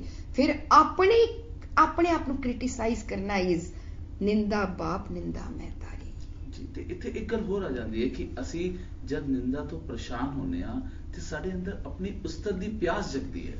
ਯੈਸ, ਆ ਗਈ ਨਾ। ਆ ਗਈ। ਤੇ ਉਸ ਉਸਤਤ ਦੀ ਪਿਆਸ ਤੋਂ ਕਿਵੇਂ ਬਚਿਆ ਜਾਏ? ਦੋਨੋਂ ਭੈਣ ਭਰਾ ਹੀ ਤੇ ਨਾ, ਕੋਇਨ ਦਾ ਟੇਲ ਆਏਗੀ ਤੇ ਹੈਡ ਵੀ ਆਏਗਾ। ਮੈਨੂੰ ਉਸਤਤ ਚੰਗੀ ਲੱਗ ਰਹੀ ਹੈ, ਨਿੰਦਾ ਮਾੜੀ ਲੱਗੇਗੀ। ਇਹੀ ਤੇ ਗੁਰੂ ਪਾਤਸ਼ਾਹ ਨੇ ਉਸਤਤ ਚੈੱਕ ਕਰਵਾਈ ਹੈ। ਉਧਰ ਅਦਰ ਵੇ ਰਾਉਂਡ, ਪਹਿਲੇ ਉਸਤਤ ਚੈੱਕ ਕਰ। ਤੈਨੂੰ ਆਪਣੀ ਉਸਤਤ ਪਸੰਦ ਹੈ, ਫਿਰ ਤੈਨੂੰ ਤੇਰੀ ਨਿੰਦਾ ਕੋਈ ਕਰੇਗਾ, ਤੂੰ ਡਿਸਟਰਬ ਹੋਏਗਾ। ਤੂੰ ਦੂਸਰਿਆਂ ਦੀ ਨਿੰਦਾ ਕਰ ਰਿਹਾ, ਇਟਸ ਫਾਈਨ। ਤੇਰੀ ਕੋਈ ਨਿੰਦਾ ਕਰਦਾ, ਤੂੰ ਪਰੇਸ਼ਾਨ ਹੋਣਾ ਹੈ ਜੀ। ਦੂਜਿਆਂ ਦੀ ਨਿੰਦਾ ਕਰਕੇ ਆਪਣੇ ਆਪ ਨੂੰ ਜਸਟੀਫਾਈ ਕਰਦਾ ਹੈ, ਨਹੀਂ ਮੈਂ ਸੱਚ ਬੋਲ ਰਿਹਾ। ਤੇ ਦੂਜਾ ਜਦੋਂ ਤੇਰੀ ਨਿੰਦਾ ਕਰਦਾ ਹੈ, ਨਹੀਂ ਉਹ ਝੂਠ ਬੋਲ ਰਿਹਾ ਹੈ। ਇਹ ਤੇ ਬਹਿਸ ਹੋ ਜਾਂਦੀ ਹੈ। ਇਸ ਦਾ ਮਤਲਬ ਨਿੰਦਾ ਭਲੀ ਕਿਸੇ ਕੀ ਨਾਹੀ, ਮਨਮੁਖ ਮੁਗਧ ਕਰਾਨਾ। ਜੀ ਬਿਲਕੁਲ। ਤੇ ਅਸੀਂ ਕਹਿ ਸਕਦੇ ਹਾਂ ਕਿ ਜਿਸ ਤਰ੍ਹਾਂ ਅਸੀਂ ਨਿੰਦਾ ਨੂੰ ਤਿਆਗਣਾ ਹੈ, ਤੇ ਨਾਲ ਦੇ ਨਾਲ ਅਸੀਂ ਨਿੰਦਾ ਆਪਣੀ ਕਰਨੀ ਹੈ, ਤੇ ਉਸਤਤ ਫਿਰ ਕਿਸ ਦੀ ਕਰੀਏ? ਪਰਮਾਤਮਾ ਦੀ ਆਪੇ ਹੋਏਗੀ। ਜਿਉਂ ਮੈਂ ਆਪਣੀ ਨਿੰਦਾ ਕਰਾਂਗਾ, ਮੈਂ ਸਵਰਦਾ ਜਾਵਾਂਗਾ। ਤੇ ਜਦੋਂ ਮੈਂ ਸਵਰਦਾ ਜਾਵਾਂਗਾ, ਸਵਰਦਾ ਹੋਇਆ ਮੈਂ ਕੀ ਲਾਂਗਾ? ਤੇਰੇ ਗੁਣ ਸਵਾਰਦੇ ਨੇ। ਤੇਰੇ ਗੁਣਾਂ ਨੂੰ ਆਪਣੇ ਹਿਰਦੇ ਵਿੱਚ ਧਾਰਨ ਕਰਨਾ ਤੇਰੀ ਉਸਤਤ ਹੈ। ਤੁਮਰੀ ਉਸਤਤ ਤੁਮ ਤੇ ਹੋਏ। ਆਪਣੇ ਅਵਗੁਣ ਮਿਟਦੇ ਜਾਣ, ਆਪ ਸਵਾਰੇ, ਮੈਂ ਮਿਲਿਆ ਸੁਖ ਹੋਏ। ਅਸਲ ਆਪੇ ਨੂੰ ਮਿਲਾਂਗਾ ਫਿਰ ਮੈਂ ਅੰਦਰ। ਗੁਣ ਤੇ ਮੇਰੇ ਅੰਦਰ ਹੈਗੇ ਨੇ, ਪਰ ਅਵਗੁਣਾ ਨੇ ਗੁਣਾਂ ਨੂੰ ਦਬਾ ਕੇ ਰੱਖਿਆ ਹੈ। ਜਿਉਂ-ਜਿਉਂ ਅਵਗੁਣਾਂ ਦੀ ਪਰਤ ਹਟਦੀ ਜਾਏਗੀ, ਗੁਣ ਹਾਈਲਾਈਟ ਹੋ ਜਾਣਗੇ। ਜੀ। ਤੇ ਸਾਨੂੰ ਇਹ ਸਮਝਣ ਦੀ ਲੋੜ ਹੈ ਕਿ ਜੇਕਰ ਅਸੀਂ ਉਸਤਤ ਕਰਨੀ ਹੈ ਤੇ ਉਸ ਪਰਮਪਿਤਾ ਪਰਮੇਸ਼ਵਰ ਦੀ ਕਰਨੀ ਹੈ, ਤੇ ਜੇਕਰ ਅਸੀਂ ਨਿੰਦਣਾ ਹੈ ਤੇ ਆਪਣੇ ਅਵਗੁਣਾਂ ਨੂੰ ਨਿੰਦਣਾ ਹੈ। ਦੇਖਣਾ ਹੈ ਕਿ ਸਾਡੇ ਮਨ ਵਿੱਚ ਵਿਕਾਰਾਂ ਦੀ ਕਿੰਨੀ ਮੈਲ ਹੈ, ਅਸੀਂ ਕਿਸ ਤਰ੍ਹਾਂ ਵਿਕਾਰਾਂ ਤੋਂ ਗ੍ਰਸਿਤ ਹਾਂ ਤੇ ਵਿਕਾਰਾਂ ਤੋਂ ਬਚਿਆ ਕਿਵੇਂ ਜਾ ਸਕਦਾ ਹੈ। ਤੇ ਜੇਕਰ ਤੁਸੀਂ ਇਸ ਵਿਸ਼ੇ ਨੂੰ ਕਨਕਲੂਸਿਵ ਤੌਰ ਤੇ ਦੇਖਿਓ ਤੇ ਤੁਸੀਂ ਆਪਣੇ ਕਨਕਲੂਸਿਵ ਕਮੈਂਟਸ ਕੀ ਦਿਓਗੇ ਇਸ ਤੇ? ਇਸੇ ਨੂੰ ਗੁਰੂ ਪਾਤਸ਼ਾਹ ਸਾਨੂੰ ਕਹਿੰਦੇ ਨੇ, ਮਨ ਜੀਤੇ ਜਗ ਜੀਤ, ਇੰਦਰੀ ਜਿਤ ਪੰਚ ਦੋਖ ਤੇ ਰਹਿ, ਗੁਰ ਪ੍ਰਸਾਦ ਬਿਖਿਆ ਪਰ ਹਰੇ। ਮਨ ਕੀ ਵਾਸ਼ਨਾ, ਮਨ ਦੀਆਂ ਵਾਸ਼ਨਾਵਾਂ ਨੂੰ ਮਨ ਤੋਂ ਹਟਾ, ਇਹਨੂੰ ਕਹਿੰਦੇ ਨੇ ਗੁਰੂ ਦੀ ਕਿਰਪਾ, ਇਹਨੂੰ ਕਹਿੰਦੇ ਨੇ ਗੁਰੂ ਦੀ ਨਦਰ। ਜਿਹੜਾ ਤੁਸੀਂ ਨਦਰ ਵਾਲਾ ਸਵਾਲ ਕਰ ਰਹੇ ਸੀ ਹੈ ਨਾ, ਨਦਰ ਦਾ ਮਤਲਬ ਹੀ ਇਹੀ ਹੈ, ਗੁਰੂ ਦੀ ਮੱਤ ਨਾਲ ਆਪਣਾ ਅਵਲੋਕਨ ਕਰਨਾ, ਆਪਣੀ ਸਵੈ ਪੜਚੋਲ ਕਰਨੀ। ਆਪਣੀ ਸਵੈ ਪੜਚੋਲ ਹੋ ਹੀ ਗੁਰੂ ਦੀ ਮੱਤ ਨਾਲ ਸਕਦੀ ਹੈ, ਮਨ ਕੀ ਮੱਤ ਆਪਣੇ ਅਵਗੁਣ ਵੇਖ ਹੀ ਨਹੀਂ ਸਕਦੇ। ਜੀ ਬਿਲਕੁਲ। ਤੇ ਜਦੋਂ ਅਸੀਂ ਹੁਣ ਕਬੀਰ ਜੀ ਦਾ ਉਹ ਸ਼ਬਦ ਕਰਦੇ ਨਾ, ਆਖਰੀ ਲਾਈਨ ਵਿੱਚ ਕਹਿੰਦੇ, ਨਿੰਦਕ ਡੂਬਾ ਹਮ ਉਤਰੇ ਪਾਰ। ਹੁਣ ਇੱਕ ਵਾਰੀ ਕਬੀਰ ਜੀ ਦੀ ਉਸ ਸੋਚ ਨੂੰ ਦੇਖੇ, ਕਬੀਰ ਜੀ ਇਹ ਕਹਿਣਗੇ ਸਾਰੇ ਮੈਨੂੰ ਨਿੰਦੋ ਤੇ ਸਾਰੇ ਡੁੱਬ ਜਾਓ। ਨਿੰਦਕ ਡੁੱਬਦਾ ਹੈ, ਕਬੀਰ ਜੀ ਤੇ ਸਾਨੂੰ ਡੁੱਬਿਆ ਹੋਇਆਂ ਨੂੰ ਤਾਰ ਰਹੇ ਨੇ, ਤੇ ਜੇ ਸਾਨੂੰ ਕਿਹਾ ਜਾ ਰਿਹਾ ਕਿ ਤੁਸੀਂ ਸਾਰੇ ਮੈਨੂੰ ਨਿੰਦੋ ਤੇ ਫਿਰ ਡੁੱਬ ਵੀ ਜਾਓ, ਇਸ ਦਾ ਮਤਲਬ ਹੈ ਕੁਝ ਹੋਰ ਕਿਹਾ ਜਾ ਰਿਹਾ। ਨਿੰਦਕ ਕਰਨ ਵਾਲਾ ਮਨ ਜਿਹੜਾ ਗੁਣਾਂ ਦੀ ਨਿੰਦਾ ਕਰਦਾ ਹੈ ਉਹ ਡੁੱਬਦਾ ਹੈ, ਪਰ ਜਿਹੜਾ ਆਪਣੇ ਮਨ ਦੀ ਨਿੰਦਾ ਕਰਦਾ ਹੈ ਉਹ ਤਰਦਾ ਹੈ। ਕਾਫੀ ਵਾਰ ਇਸ ਤਰ੍ਹਾਂ ਤੋਂ ਹੁੰਦਾ ਹੈ ਕਿ ਗੁਰਬਾਣੀ ਦੇ ਆਖਰੀ ਅਰਥਾਂ ਦੀ ਗਹਿਰਾਈ ਇੰਨੀ ਜ਼ਿਆਦਾ ਹੁੰਦੀ ਹੈ ਕਿ ਜੇਕਰ ਅਸੀਂ ਉਸ ਗਹਿਰਾਈ ਵਿੱਚ ਉਤਰ ਜਾਂਦੇ ਹਾਂ ਤਾਂ ਸਾਨੂੰ ਉਸ ਤੁਕ ਦਾ ਇੱਕ ਅਲੱਗ ਜਿਹਾ ਅਰਥ ਹੀ ਨਜ਼ਰ ਆਉਂਦਾ ਹੈ, ਜਿਹੜਾ ਅਸਲ ਹੈ, ਜਿਹਦੇ ਵਿੱਚੋਂ ਲੱਗਦਾ ਹੈ ਕਿ ਵਾਓ। ਨਹੀਂ ਤੇ ਕਬੀਰ ਜੀ ਇਹ ਨਹੀਂ ਕਹਿਣਗੇ ਸਾਰੇ ਡੁੱਬ ਜਾਓ। ਅਸੀਂ ਇਹ ਗੱਲ ਨੂੰ ਆਪਣੇ ਤੇ ਟੁਕਾ ਕੇ ਦੇਖਦੇ ਨਹੀਂ ਆ ਕਿ ਗੁਰਬਾਣੀ ਮੈਨੂੰ ਇਸ ਸ਼ਬਦ ਤੋਂ ਕੀ ਮੈਸੇਜ ਦੇ ਰਹੀ ਹੈ, ਜਾਂ ਇਸ ਸ਼ਬਦ ਤੋਂ ਮੈਂ ਆਪਣੇ ਆਪ ਨੂੰ ਕਿਵੇਂ ਸਵਾਰਨਾ ਹੈ। ਜਿਸ ਦਿਨ ਸਾਡੀ ਇਹ ਸੁਭਾਅ ਹੀ ਆ ਜਾਏਗਾ, ਅੱਜ ਵਾਲੇ ਸ਼ਬਦ ਤੋਂ ਮੈਂ ਆਪਣੇ ਆਪ ਨੂੰ ਕਿਵੇਂ ਸਵਾਰਨਾ ਹੈ, ਮੈਂ ਆਪਣੀ ਸਰੀਰ ਨੂੰ, ਆਪਣੇ ਪਰਿਵਾਰ ਨੂੰ, ਆਪਣੀ ਕੌਮ ਨੂੰ, ਆਪਣੀ ਕੁਦਰਤ ਨੂੰ, ਆਪਣੀ ਦੁਨੀਆ ਨੂੰ ਕਿਵੇਂ, ਆਪਣੀ ਸੋਚ ਨੂੰ ਸਵਾਰਨਾ ਹੈ, ਫਿਰ ਉਹਦੇ ਮਾਇਨੇ ਉਹੀਓ ਮਿਲਣਗੇ ਜੋ ਗੁਰਬਾਣੀ ਕਹਿ ਰਹੀ ਹੈ। ਜੀ ਬਿਲਕੁਲ। ਗੁਰਬਾਣੀ ਦਾ ਸਾਨੂੰ ਇੱਕ ਆਇਨਾ ਨਜ਼ਰ ਆਉਂਦਾ ਹੈ ਗੁਰਬਾਣੀ ਦੇ ਰੂਪ ਵਿੱਚ। ਤਾਂ ਜੇਕਰ ਅਸੀਂ ਗੁਰਬਾਣੀ ਪੜ੍ਹਨੇ ਹਾਂ ਤੇ ਸਾਡੇ ਮਨ ਵਿੱਚ ਇੱਕ ਸਵੈ ਪੜਚੋਲ ਦੀ ਭਾਵਨਾ ਵੀ ਨਾਲ ਨਾਲ ਹੋਣੀ ਚਾਹੀਦੀ ਹੈ, ਕਿ ਪੜਚੋਲਣ ਦੀ ਲੋੜ ਹੋਣੀ ਚਾਹੀਦੀ ਹੈ ਕਿ ਹੇ ਮਨੁੱਖ, ਕਿ ਤੂੰ ਅੱਜ ਕੀ ਕੀਤਾ। ਜੇਕਰ ਤੂੰ ਅੱਜ ਦਾ ਹੁਕਮਨਾਮਾ ਪੜ੍ਹਿਆ, ਹੁਕਮਨਾਮੇ ਦੇ ਅਰਥਾਂ ਨੂੰ ਸੁਣਿਆ, ਤੇ ਕੀ ਉਹਨਾਂ ਅਰਥਾਂ ਤੇ ਤੇਰਾ ਜੀਵਨ ਢੁਕਦਾ ਹੈ? ਕੀ ਤੇਰਾ ਜੀਵਨ ਉਸੇ ਅਨੁਸਾਰ ਚੱਲ ਰਿਹਾ ਹੈ ਜਿਸ ਅਨੁਸਾਰ ਗੁਰੂ ਦੀ ਮੱਤ ਕਹਿ ਰਹੀ ਹੈ? ਇਹ ਸਾਨੂੰ ਸਮਝਣ ਦੀ ਲੋੜ ਹੈ। ਜੇਕਰ ਅਸੀਂ ਇਹਨਾਂ ਸਾਰਾ ਗੱਲਾਂ ਤੇ ਵਿਚਾਰ ਕਰਾਂਗੇ, ਡੂੰਘਾਈ ਨਾਲ ਹਰ ਤੁਕ ਦੇ ਅਰਥਾਂ ਵਿੱਚ ਆਪਣੇ ਜੀਵਨ ਨੂੰ ਲੱਭਣ ਦੀ ਕੋਸ਼ਿਸ਼ ਕਰਾਂਗੇ, ਤਦ ਅਸੀਂ ਕਿਸੇ ਦੀ ਨਿੰਦਾ ਤੋਂ ਪਰੇ ਹੋ ਸਕਦੇ ਹਾਂ। ਨਿੰਦਾ ਦੇ ਅਵਗੁਣ ਕੀ ਨਿੰਦਾ ਵਰਗੇ ਹਉਮੈ ਵਰਗੇ ਰੋਗ ਤੋਂ ਵੀ ਅਸੀਂ ਪਰੇ ਹੋ ਸਕਦੇ ਹਾਂ, ਤੇ ਗੁਰੂ ਦੀ ਉਸਤਤ ਵੱਲ ਆਪਣਾ ਧਿਆਨ ਲੈ ਜਾ ਸਕਦੇ ਹਾਂ ਜੇਕਰ ਅਸੀਂ ਗੁਰੂ ਦੀ ਮੱਤ ਨੂੰ ਧਾਰਨ ਕਰਾਂਗੇ। ਤੇ ਸਾਧ ਸੰਗਤ ਜੀ, ਆਓ ਹੁਣ ਅਸੀਂ ਆਪਣੇ ਧਰਮ ਵਿਚਾਰ ਨੂੰ ਇੱਥੇ ਸੰਕੋਚਨੇ ਹਾਂ ਤੇ ਸਾਹਿਬ ਸ਼੍ਰੀ ਗੁਰੂ ਰਾਮਦਾਸ ਜੀ ਦੇ ਪਾਵਨ ਦਰ ਸ਼੍ਰੀ ਦਰਬਾਰ ਸਾਹਿਬ ਤੋਂ ਬਖਸ਼ਿਸ਼ ਹੋਏ ਹੁਕਮਨਾਮੇ ਦੀ ਵਿਚਾਰ ਨੂੰ ਸਰਵਣ ਕਰਦੇ ਹਾਂ ਤੇ ਕੋਸ਼ਿਸ਼ ਕਰਦੇ ਹਾਂ ਕਿ ਅਸੀਂ ਹੁਕਮਨਾਮੇ ਦੇ ਅਰਥ ਨੂੰ ਸਮਝ ਸਕੀਏ ਤੇ ਉਸ ਤੇ ਅਮਲ ਕਰ ਸਕੀਏ। ਆਓ ਸ਼ਰਵਣ ਕਰਦੇ ਹਾਂ ਗੁਰਪ੍ਰਸਾਦ ਰੂਪੀ ਪਾਵਨ ਹੁਕਮਨਾਮਾ।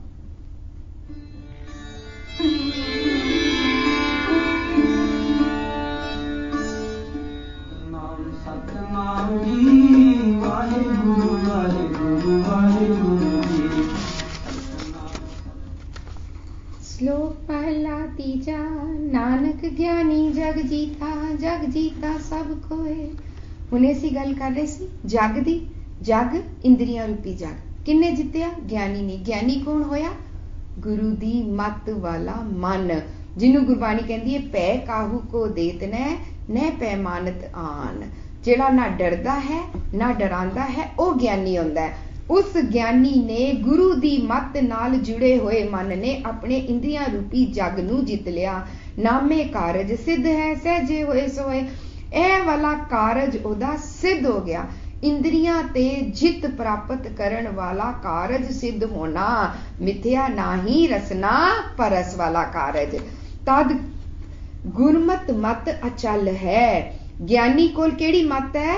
मन कोल गुरु दी मत अचल जेड़ी निहचल है अडोल है भगतां का हर अंगीकार करे कारज सुहावा होए। ज्ञानी ओ मन जिन्ने अपनियां इंद्रियां नू सच दा ज्ञान वंडिया भगतां का हर अंगी उस मन नू हरि दे गुणा ने अंगीकार कीता ते कारज सुहावा हो गया। मन मुख मूलों भुलायन विच लभ लोभ हंकार। दूजा हुण दस दिता, एक ज्ञानी मन ते एक मनमुख मन। ज्ञानी मन गुरु दी मत अचल मत नाल जुड़िया मन ते मनमुख करता मन उन्हें की कीता भुला दिता किनू गुरु दे गुणा नू विच लभ लोभ हंकार। ओदा जीवन किस तरह बिचया झगड़ा करदिया अन दिन गुजरे शब्द ना करे विचार। हर वेले अंदर सोच विच झगड़ा होंदा रहिंदा है, अंदर ख्यालां विच बहसा करदा रहिंदा है। शुद्ध मत करते हिर लई उदा करता कौन बनिया होया है ओदा अपना मन। बोलन सब विकार दिते किते ना संतोखियन अंदर कृष्णा बहुत अज्ञान अंधार। अंदर अज्ञानता है, अंदर हनेरा है, मूल पछाणन दी सोझी नहीं है, गुणा दी सोझी नहीं है। इस करके तृष्णा वर्गे विकार ने ओनू घेरिया होया है। नानक मन मुख नालों टुटियां। इस करके नानक पातशाह कहंदे ने इस मन मुख वाले सुभाव तो टुट जा वखरे हो जा भली जिना माया मोह प्यार। जिस मन ने माया दे मोह नाल प्यार पाया होया है उस नालों दूर रहन नाल ही तेरी भलाई है। अगले श्लोक विच कहंदे ने गुरु पातशाह महला तीजा तिन भो संसा क्या करे जिन सतगुर सिर करतार। जिदे सिर ते सतगुर करतार है ओनू कोई भी शंका कोई भी डर नेड़े ही नहीं आंदा। तुर तिन की पैज रखदा आपे रखण हार। जदों मन करते परमात्मा नाल लग जांदा है, सतगुर करते नाल जुड़दा है ते ओदी भो तो शंकिया तो परम तो सतगुर रखिया करदे हन। मिल प्रीतम सुख पाया सच्चे शब्द विचार। ज्यों ज्यों परमात्मा दी मत नू आप पसंद करदा होया गुरु दे गुणा ते चलदा जांदा है ते गुणा नाल रलदा होया सुख प्राप्त करदा है। केड़ा सुख? अटल सुख, निर्भयता दा सुख, निर्वैरता दा सुख। नानक सुख दाता सेविया आपे परखण हार। क्योंकि हुण सुख दाते दी सेवा कर रहा है, सुख दाते नाल प्यार कर रहा है, सुख दाते दी मत नाल अपने मन नू सवार रहा है। पौड़ी जी जंत सब तेरिया तू सबना रास। दोनों श्लोकां दे भाव पौड़ी विच जो असलियत गुरु पातशाह पेश करदे ने। पौड़ी बिहागड़े की वार विच महला चौथा दी है ते श्लोक महला तीजा दे गुरु पातशाह ने नाल रलाए। की कहंदे गुरु पातशाह जी जंत सब तेरिया तू सबना रास। जदों मन नू गुणा दी रास प्राप्त हो जाती है, अपने अंदर परमात्मा दी होंद महसूस करता है, फिर सारी जगह ते फिर रम्या होया करता महसूस होता है। पहले अपने अंदर परमात्मा पहचानिया, फिर कुदरत दे कण कण विच महसूस किया। जिसनू दे तिस सब किछ मिले कोई होर शरीक नहीं तुद पास। हे परमात्मा जिसनू तू ए गुरु दी मत दे देना है उस दी होर किसी ते मुताजी नहीं रहंदी। तू इको दाता सब सदा हर पै अरदास। तू सारियां दा इको दाता है, सारियां नू गुणा दा दात दे के रिजक देंदा है ते इंद्रियां नू बल देंदा है। जिस दी तुद पावे तिस दी तू मन ले सो जन शाबाश। जिन्नू परमात्मा दी मत पसंद आंदी है उस नू ही परमात्मा पसंद करदा है। उस जन नू उस सेवक मन नू परमात्मा वालों शाबाशी मिल रही है। सब तेरा चोज वरतदा दुख सुख तुद पास। उस मन नू परमात्मा ने सोझी दिती कि हर पासे परमात्मा दा चोज वरत रहा है, दुख ते सुख। जदों मन नू मन मुक्ता दा विछोड़े दा दुख महसूस होया तां ही ओ मन परमात्मा नाल मिलाप दा सुख प्राप्त करदा। वाहिगुरू जी का खालसा, वाहिगुरू जी की फतेह।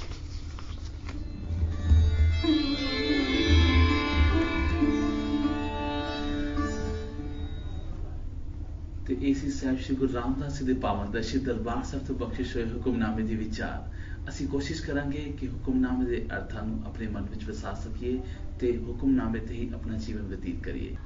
ਤੇ ਖਾਲਸਾ ਖਬਰਾਂ ਦਾ ਵੇਲਾ ਹੋ ਚੱਲਿਆ ਤੁਹਾਡੇ ਵੱਲੋਂ ਪੁੱਛੇ ਗਏ ਸਵਾਲਾਂ ਦੇ ਜਵਾਬ ਦੇਣ ਦਾ। ਤੇ ਜਿਹੜਾ ਸਾਡੇ ਕੋਲ ਪਹਿਲਾ ਸਵਾਲ ਹੈ ਉਹ ਆਇਆ ਹੈ ਜ਼ੋਰਾਵਰ ਸਿੰਘ ਜੀ ਨੇ ਰਾਜਪੁਰਾ ਤੋਂ ਪੁੱਛਿਆ ਹੈ ਕਿ ਗੁਰਮਤ ਵਿੱਚ ਨਦਰ ਤੋਂ ਕੀ ਭਾਵ ਹੈ। ਜੀ ਜਿਵੇਂ ਕਿ ਅਸੀਂ ਹੁਣੇ ਵਿਚਾਰ ਕਰ ਰਹੇ ਸੀ ਨਦਰ ਦੇ ਉੱਪਰ, ਨਦਰ ਦਾ ਆਖਰੀ ਅਰਥ ਲਈਏ ਤੇ ਕਹਿੰਦੇ ਨੇ ਕਰਮ, ਬਖਸ਼ਿਸ਼, ਮਤਲਬ ਨਜ਼ਰ ਹੇਠਾਂ ਆਣਾ। ਆਸਾ ਕੀ ਵਾਰੀ ਚ ਇੱਕ ਸ਼ਲੋਕ ਵਿੱਚ ਗੁਰੂ ਪਾਤਸ਼ਾਹ ਕਹਿੰਦੇ, ਪੌੜੀ ਚ ਗੁਰੂ ਪਾਤਸ਼ਾਹ ਕਹਿੰਦੇ ਨੇ ਨਦਰ ਕਰੇ ਜੇ ਆਪਣੀ ਤਾਂ ਨਦਰੀ ਸਤਿਗੁਰ ਪਾਈਏ। ਨਦਰ ਕਰੇ ਜੇ ਆਪਣੀ, ਹੁਣ ਜਿਵੇਂ ਅਸੀਂ ਹੁਣੇ ਨਿੰਦਾ ਦੇ ਵਿਸ਼ੇ 'ਚ ਵਿਚਾਰਿਆ, ਇੱਕ ਆਪਣੀ ਅਕਲ ਹੁੰਦੀ ਹੈ, ਇੱਕ ਗੁਰੂ ਦੀ ਮੱਤ ਹੁੰਦੀ ਹੈ। ਗੁਰੂ ਪਾਤਸ਼ਾਹ ਕਹਿੰਦੇ ਨੇ ਜੇ ਤੂੰ ਆਪਣੀ ਅਕਲ ਨੂੰ ਨਦਰ ਕਰੇ ਜੇ ਆਪਣੀ, ਜਦ ਮਨ ਤੂੰ ਆਪਣੀ ਅਕਲ ਨੂੰ ਉਸ ਨਦਰੀ ਦੀ ਨਦਰ ਹੇਠਾਂ ਕਰ ਦਵੇਂ, ਨਦਰ ਕਰੇ ਜੇ ਆਪਣੀ ਤਾਂ ਨਦਰੀ ਸਤਿਗੁਰ ਪਾਈਏ। ਨਦਰ ਕਿਵੇਂ ਪ੍ਰਾਪਤ ਹੁੰਦੀ ਹੈ? ਆਪਣੀ ਅਕਲ ਨੂੰ ਵੇਖਣ ਨਾਲ। ਗੁਰੂ ਪਾਤਸ਼ਾਹ ਕਹਿੰਦੇ ਨੇ ਨਦਰ ਲੈਣ ਲਈ ਕੀ ਕਰ? ਸੁਣੇ ਦੇਖੇ ਬਾਜ ਕਹੀਏ ਦਾਨ ਅਣ ਮੰਗਿਆ ਦੇਵੇ। ਜਦੋਂ ਤੂੰ ਦੁਨੀਆ ਨੂੰ ਦੇਖਾ ਦੇਖੀ ਚੱਲਣ ਵਾਲਾ ਰਾਹ ਛੱਡ ਦੇਗਾ, ਪਰਮਾਤਮਾ ਨੂੰ ਸੁਣ ਸੁਣ ਕੇ ਵਡਿਆਣ ਵਾਲਾ ਰਾਹ ਤਿਆਗ ਦੇਗਾ, ਕੀ ਹੋ ਜਾਏਗਾ? ਸੁਣੇ ਦੇਖੇ ਬਾਜ ਕਹੀਏ ਦਾਨ ਅਣ ਮੰਗਿਆ ਦਵੇਂ, ਤਾਂ ਤੈਨੂੰ ਗੁਰੂ ਦੀ ਮੱਤ ਦਾ ਦਾਨ ਬਿਨਾ ਮੰਗਿਆ ਮਿਲ ਜਾਏਗਾ। ਨਦਰ ਦੇ ਹੇਠਾਂ ਗੁਰੂ ਪਾਤਸ਼ਾਹ ਅਨੇਕਾਂ ਸ਼ਬਦ ਸਾਨੂੰ ਸਮਝਾਉਂਦੇ ਹਨ ਕਿ ਨਾਨਕ ਕਰਮੀ ਇਹ ਮੱਤ ਪਾਈ। ਕਰਮ ਨਾਲ, ਬਖਸ਼ਿਸ਼ ਨਾਲ ਕੀ ਪ੍ਰਾਪਤ ਕੀਤੀ? ਮੱਤ ਕਿਹੜੀ? ਗੁਰ ਪ੍ਰਸਾਦੀ ਸੱਚ ਸਮਾਈ। ਜਿਹੜੀ ਮੱਤ ਸੱਚ ਨਾਲ ਜੋੜ ਕੇ ਸੱਚ ਵਿੱਚ ਅਭੇਦਤਾ ਬਖਸ਼ਦੀ ਹੈ, ਸੱਚ ਨਾਲ ਇੱਕ ਮਿਕਤਾ। ਸੱਚ ਕੀ ਹੁੰਦਾ ਹੈ? ਪਰਮਾਤਮਾ। ਸੱਚ ਕੀ ਹੁੰਦਾ ਹੈ? ਅਸਲੀਅਤ। ਸੱਚ ਕੀ ਹੁੰਦਾ ਹੈ? ਤੱਤ। ਸੱਚ ਹਮੇਸ਼ਾ ਝੂਠ ਦਿਖਾਉਣ ਦੇ ਸਮਰੱਥ ਹੁੰਦਾ ਹੈ। ਜਿਵੇਂ ਅਸੀਂ ਹੁਣੇ ਵਿਚਾਰ ਰਹੇ ਸੀ ਸ਼ੀਸ਼ਾ। ਸ਼ੀਸ਼ਾ ਕੀ ਹੈ? ਇਨਸਾਨ ਆਪਣੀਆਂ ਅੱਖਾਂ ਨਾਲ ਆਪਣਾ ਚਿਹਰਾ ਨਹੀਂ ਦੇਖ ਸਕਦਾ। ਮਨੁੱਖ ਆਪਣੇ ਮੂੰਹ ਤੇ ਲੱਗਿਆ ਹੋਇਆ ਦਾਗ ਆਪਣੀ ਨਜ਼ਰ ਨਾਲ, ਆਪਣੀਆਂ ਅੱਖਾਂ ਨਾਲ ਨਹੀਂ ਵੇਖ ਸਕਦਾ। ਵੇਖਣ ਲਈ ਕੀ ਚਾਹੀਦਾ ਹੈ? ਸਾਹਮਣੇ ਸ਼ੀਸ਼ਾ। ਸ਼ੀਸ਼ਾ ਵੀ ਮਨੁੱਖ ਦੇ ਚਿਹਰੇ ਦਾ ਦਾਗ ਉਸ ਨੂੰ ਦਿਖਾਉਂਦਾ ਹੈ ਜਿਹੜਾ ਸ਼ੀਸ਼ੇ ਕੋਲ ਸਾਹਮਣੇ ਜਾ ਕੇ ਪੁੱਛਦਾ ਹੈ, ਸ਼ੀਸ਼ੇ ਮੈਨੂੰ ਦਾਗ ਦਿਖਾ। ਭਾਵ ਜਿਹੜਾ ਦੇਖਣਾ ਚਾਹੁੰਦਾ ਹੈ ਮੇਰੇ ਚਿਹਰੇ ਤੇ ਕੋਈ ਦਾਗ ਹੈ, ਉਹਨੂੰ ਸ਼ੀਸ਼ਾ ਦਾਗ ਦਿਖਾਏਗਾ। ਫਿਰ ਕੇਵਲ ਦਿਖਾਉਂਦਾ ਹੀ ਨਹੀਂ ਹੈ, ਦਾਗ ਮਿਟਵਾ ਵੀ ਦਿੰਦਾ ਹੈ, ਦਾਗ ਮਿਟਣ ਦੇ ਸਮਰੱਥ ਕਰ ਦਿੰਦਾ ਹੈ। ਸੋ ਨਦਰ ਕੀ ਹੋਈ? ਮੈਂ ਆਪਣਾ ਚਿਹਰੇ ਤੇ ਲੱਗਿਆ ਹੋਇਆ ਦਾਗ ਵੇਖਣਾ ਚਾਹੁੰਦਾ ਹਾਂ ਤਾਂ ਮੁਖ ਹੋਵੇ ਉਜਲਾ, ਲੱਖ ਦਾਤੀ ਇੱਕ ਦਾਤ। ਜਦੋਂ ਇੱਕ ਦੀ ਅਮੁੱਲਕ ਦਾਤ ਹੁੰਦੀ ਹੈ, ਉਸ ਇੱਕ ਦਾਤ ਨਾਲ ਮੁਖ ਉਜਲਾ ਹੁੰਦਾ ਹੈ। ਮੁਖ ਉਜਲਾ ਹੋਣ ਤੇ ਹੀ ਇਹਨੂੰ ਫਿਰ ਸਾਰੀਆਂ ਦਾਤਾਂ ਮਹਿਸੂਸ ਹੁੰਦੀਆਂ। ਫਿਰ ਧਰਤੀ ਵੀ ਦਾਤ, ਨਹੀਂ ਤਾਂ ਕੁਦਰਤ ਵੀ ਇਹਦੀ ਦਾਤ ਨਹੀਂ ਇਹਨੂੰ ਸਮਝ ਆਉਂਦੀ। ਇਹ ਕਦੇ ਕੁਦਰਤ ਨੂੰ ਵੀ ਨਹੀਂ ਸਾਂਭ ਸਕਦਾ, ਇਹ ਸਰੀਰ ਨਹੀਂ ਸਾਂਭ ਸਕਦਾ, ਪਰਿਵਾਰ ਨਹੀਂ ਸਾਂਭ ਸਕਦਾ ਜਦ ਤੱਕ ਨਦਰ ਹੇਠਾਂ ਨਹੀਂ ਹੈ। ਗੁਰੂ ਪਾਤਸ਼ਾਹ ਕਹਿੰਦੇ ਨੀਚਾ ਅੰਦਰ ਨੀਚ ਜਾਤ, ਨੀਚੀ ਹੂੰ ਅਤ ਨੀਚ, ਨਾਨਕ ਤਿਨ ਕੇ ਸੰਗ ਸਾਥ, ਵੱਡਿਆ ਸਿਉ ਕਿਆ ਰੀਸ, ਜਿੱਥੇ ਨੀਚ ਸੰਭਾਲੀਐਨ ਤਿੱਥੇ ਨਦਰ ਤੇਰੀ ਬਖਸ਼ਿਸ਼। ਨੀਚ ਕੀ ਨੇ? ਮੇਰੀ ਨੀਚਤਾ ਦੇ ਖਿਆਲ। ਜਦੋਂ ਮੈਂ ਗੁਰੂ ਦੀ ਮੱਤ ਨਾਲ ਆਪਣੇ ਨੀਚਤਾ ਵਾਲੇ ਖਿਆਲਾਂ ਨੂੰ ਛੱਡ ਕੇ ਚੰਗੇ ਖਿਆਲਾਂ ਨੂੰ ਸੰਭਾਲਣ ਲੱਗ ਗਿਆ, ਉਹਨੂੰ ਕਹਿੰਦੇ ਨੇ ਤਿੱਥੇ ਨਦਰ ਤੇਰੀ ਬਖਸ਼ਿਸ਼। ਜੀ ਬਿਲਕੁਲ। ਤੇ ਸਾਧ ਸੰਗਤ ਜੀ, ਜਿਹੜਾ ਸਾਡੇ ਕੋਲ ਅਗਲਾ ਸਵਾਲ ਆਇਆ ਹੈ ਉਹ ਮੁਖਤਿਆਰ ਸਿੰਘ ਜੀ ਨੇ ਅੰਮ੍ਰਿਤਸਰ ਤੋਂ ਪੁੱਛਿਆ ਹੈ ਕਿ ਰਾਜ ਜੋਗ ਤਖਤ ਦੀਨ ਗੁਰੂ ਰਾਮਦਾਸ ਤੋਂ ਕੀ ਭਾਵ ਹੈ।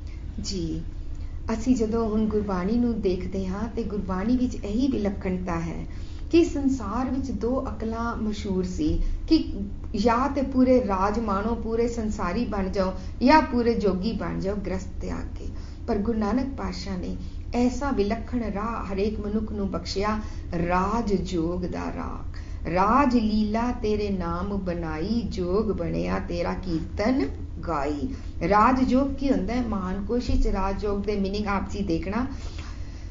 भाई कान सिंह नाभा जी दसदे ने राज जोग दा मतलब है राज करदे होए योग प्राप्त करना, भाव संसार दे कार विहार करदे होए करतार दे नाल हर वेले जुड़े रहना, ਉਹਨੂੰ ਕਹਿੰਦੇ ਨੇ ਰਾਜ ਜੋਗ।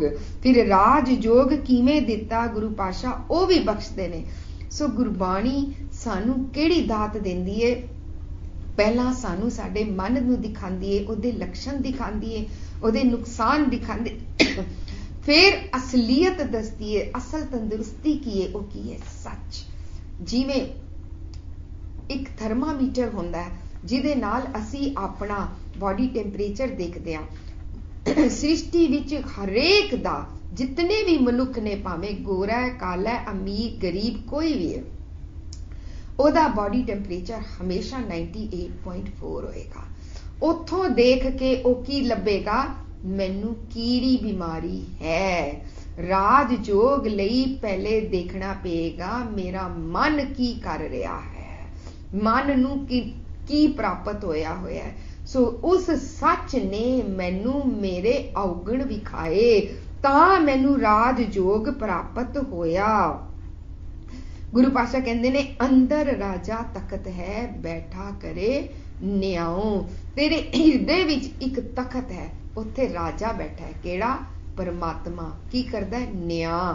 ਕਿਹੜਾ ਨਿਆਂ ਕਰਦਾ ਹੈ? ਵਿਵੇਕਤਾ ਦੀ ਮੱਤ ਨਾਲ ਮਨ ਕੀ ਮੱਤ ਨੂੰ ਵੱਖਰੇ ਕਰਨ ਦੀ ਜਾਚ ਸਿਖਾਉਂਦਾ ਹੈ, ਨਿਬੇੜਾ ਕਰਾਉਂਦਾ ਹੈ। ਵੱਡੀ ਵਡਿਆਈ ਜਾਂ ਸੱਚ ਨਿਆਉ, ਵੱਡੀ ਵਡਿਆਈ ਜਾਂ ਨੈਚਲ ਥਾਉ। ਵੱਡੇ ਦੀ ਵਡਿਆਈ ਤਾਂ ਹੈ ਜਦੋਂ ਉਹਦੇ ਕੋਲ ਸੱਚਾ ਨਿਆਉ ਕਰਾਏਗਾ। ਉਸ ਤਖਤ ਤੇ ਕੀ ਦੇਖਿਆ? ਉਸ ਸ਼ਬਦ ਵਿੱਚ ਕਹਿੰਦੇ ਨੇ ਲੋਕ ਅਵਗੁਣਾ ਕੀ ਬਣਨੇ ਗੰਠੜੀ, ਗੁਣ ਨਾ ਵਿਆਜੇ। ਉੱਥੇ ਫਿਰ ਅੱਗੇ ਜਾ ਕੇ ਕਹਿੰਦੇ ਨੇ ਖਰੇ ਪਰਖ ਖਜ਼ਾਨੇ ਪਾਈਨ ਖੋਟੇ, ਖੋਟਿਆ ਨਾਹੀ ਥਾਉ। ਸੋ ਪਰਖਣ ਵਾਲੀ ਅਕਲ ਨੇ ਮੈਨੂੰ ਰਾਜ ਜੋਗ ਵੱਲ ਪ੍ਰੇਰਿਆ। ਰਾਜ ਜੋਗ ਮਾਣਿਓ ਬਸਿਓ ਨਿਰਵੈਰ ਨਿਰੰਤਰ। ਅੰਦਰ ਦਾ ਤਖਤ ਪ੍ਰਾਪਤ ਕਰਾਇਆ ਗੁਰੂ ਰਾਮਦਾਸ। ਰਾਜ ਜੋਗ ਤਖਤ ਦੀਨ ਗੁਰ ਰਾਮਦਾਸ। ਕਿਵੇਂ ਗੁਰੂ ਪਾਤਸ਼ਾਹ ਵਿੱਚੇ ਗ੍ਰਸਤ ਉਦਾਸੀ ਵਾਲਾ ਜੀਵਨ ਬਖਸ਼ ਕੇ ਹਰੇਕ ਨੂੰ ਇਹ ਵਾਲੀ ਦਾਤ ਦੇ ਰਹੇ ਨੇ।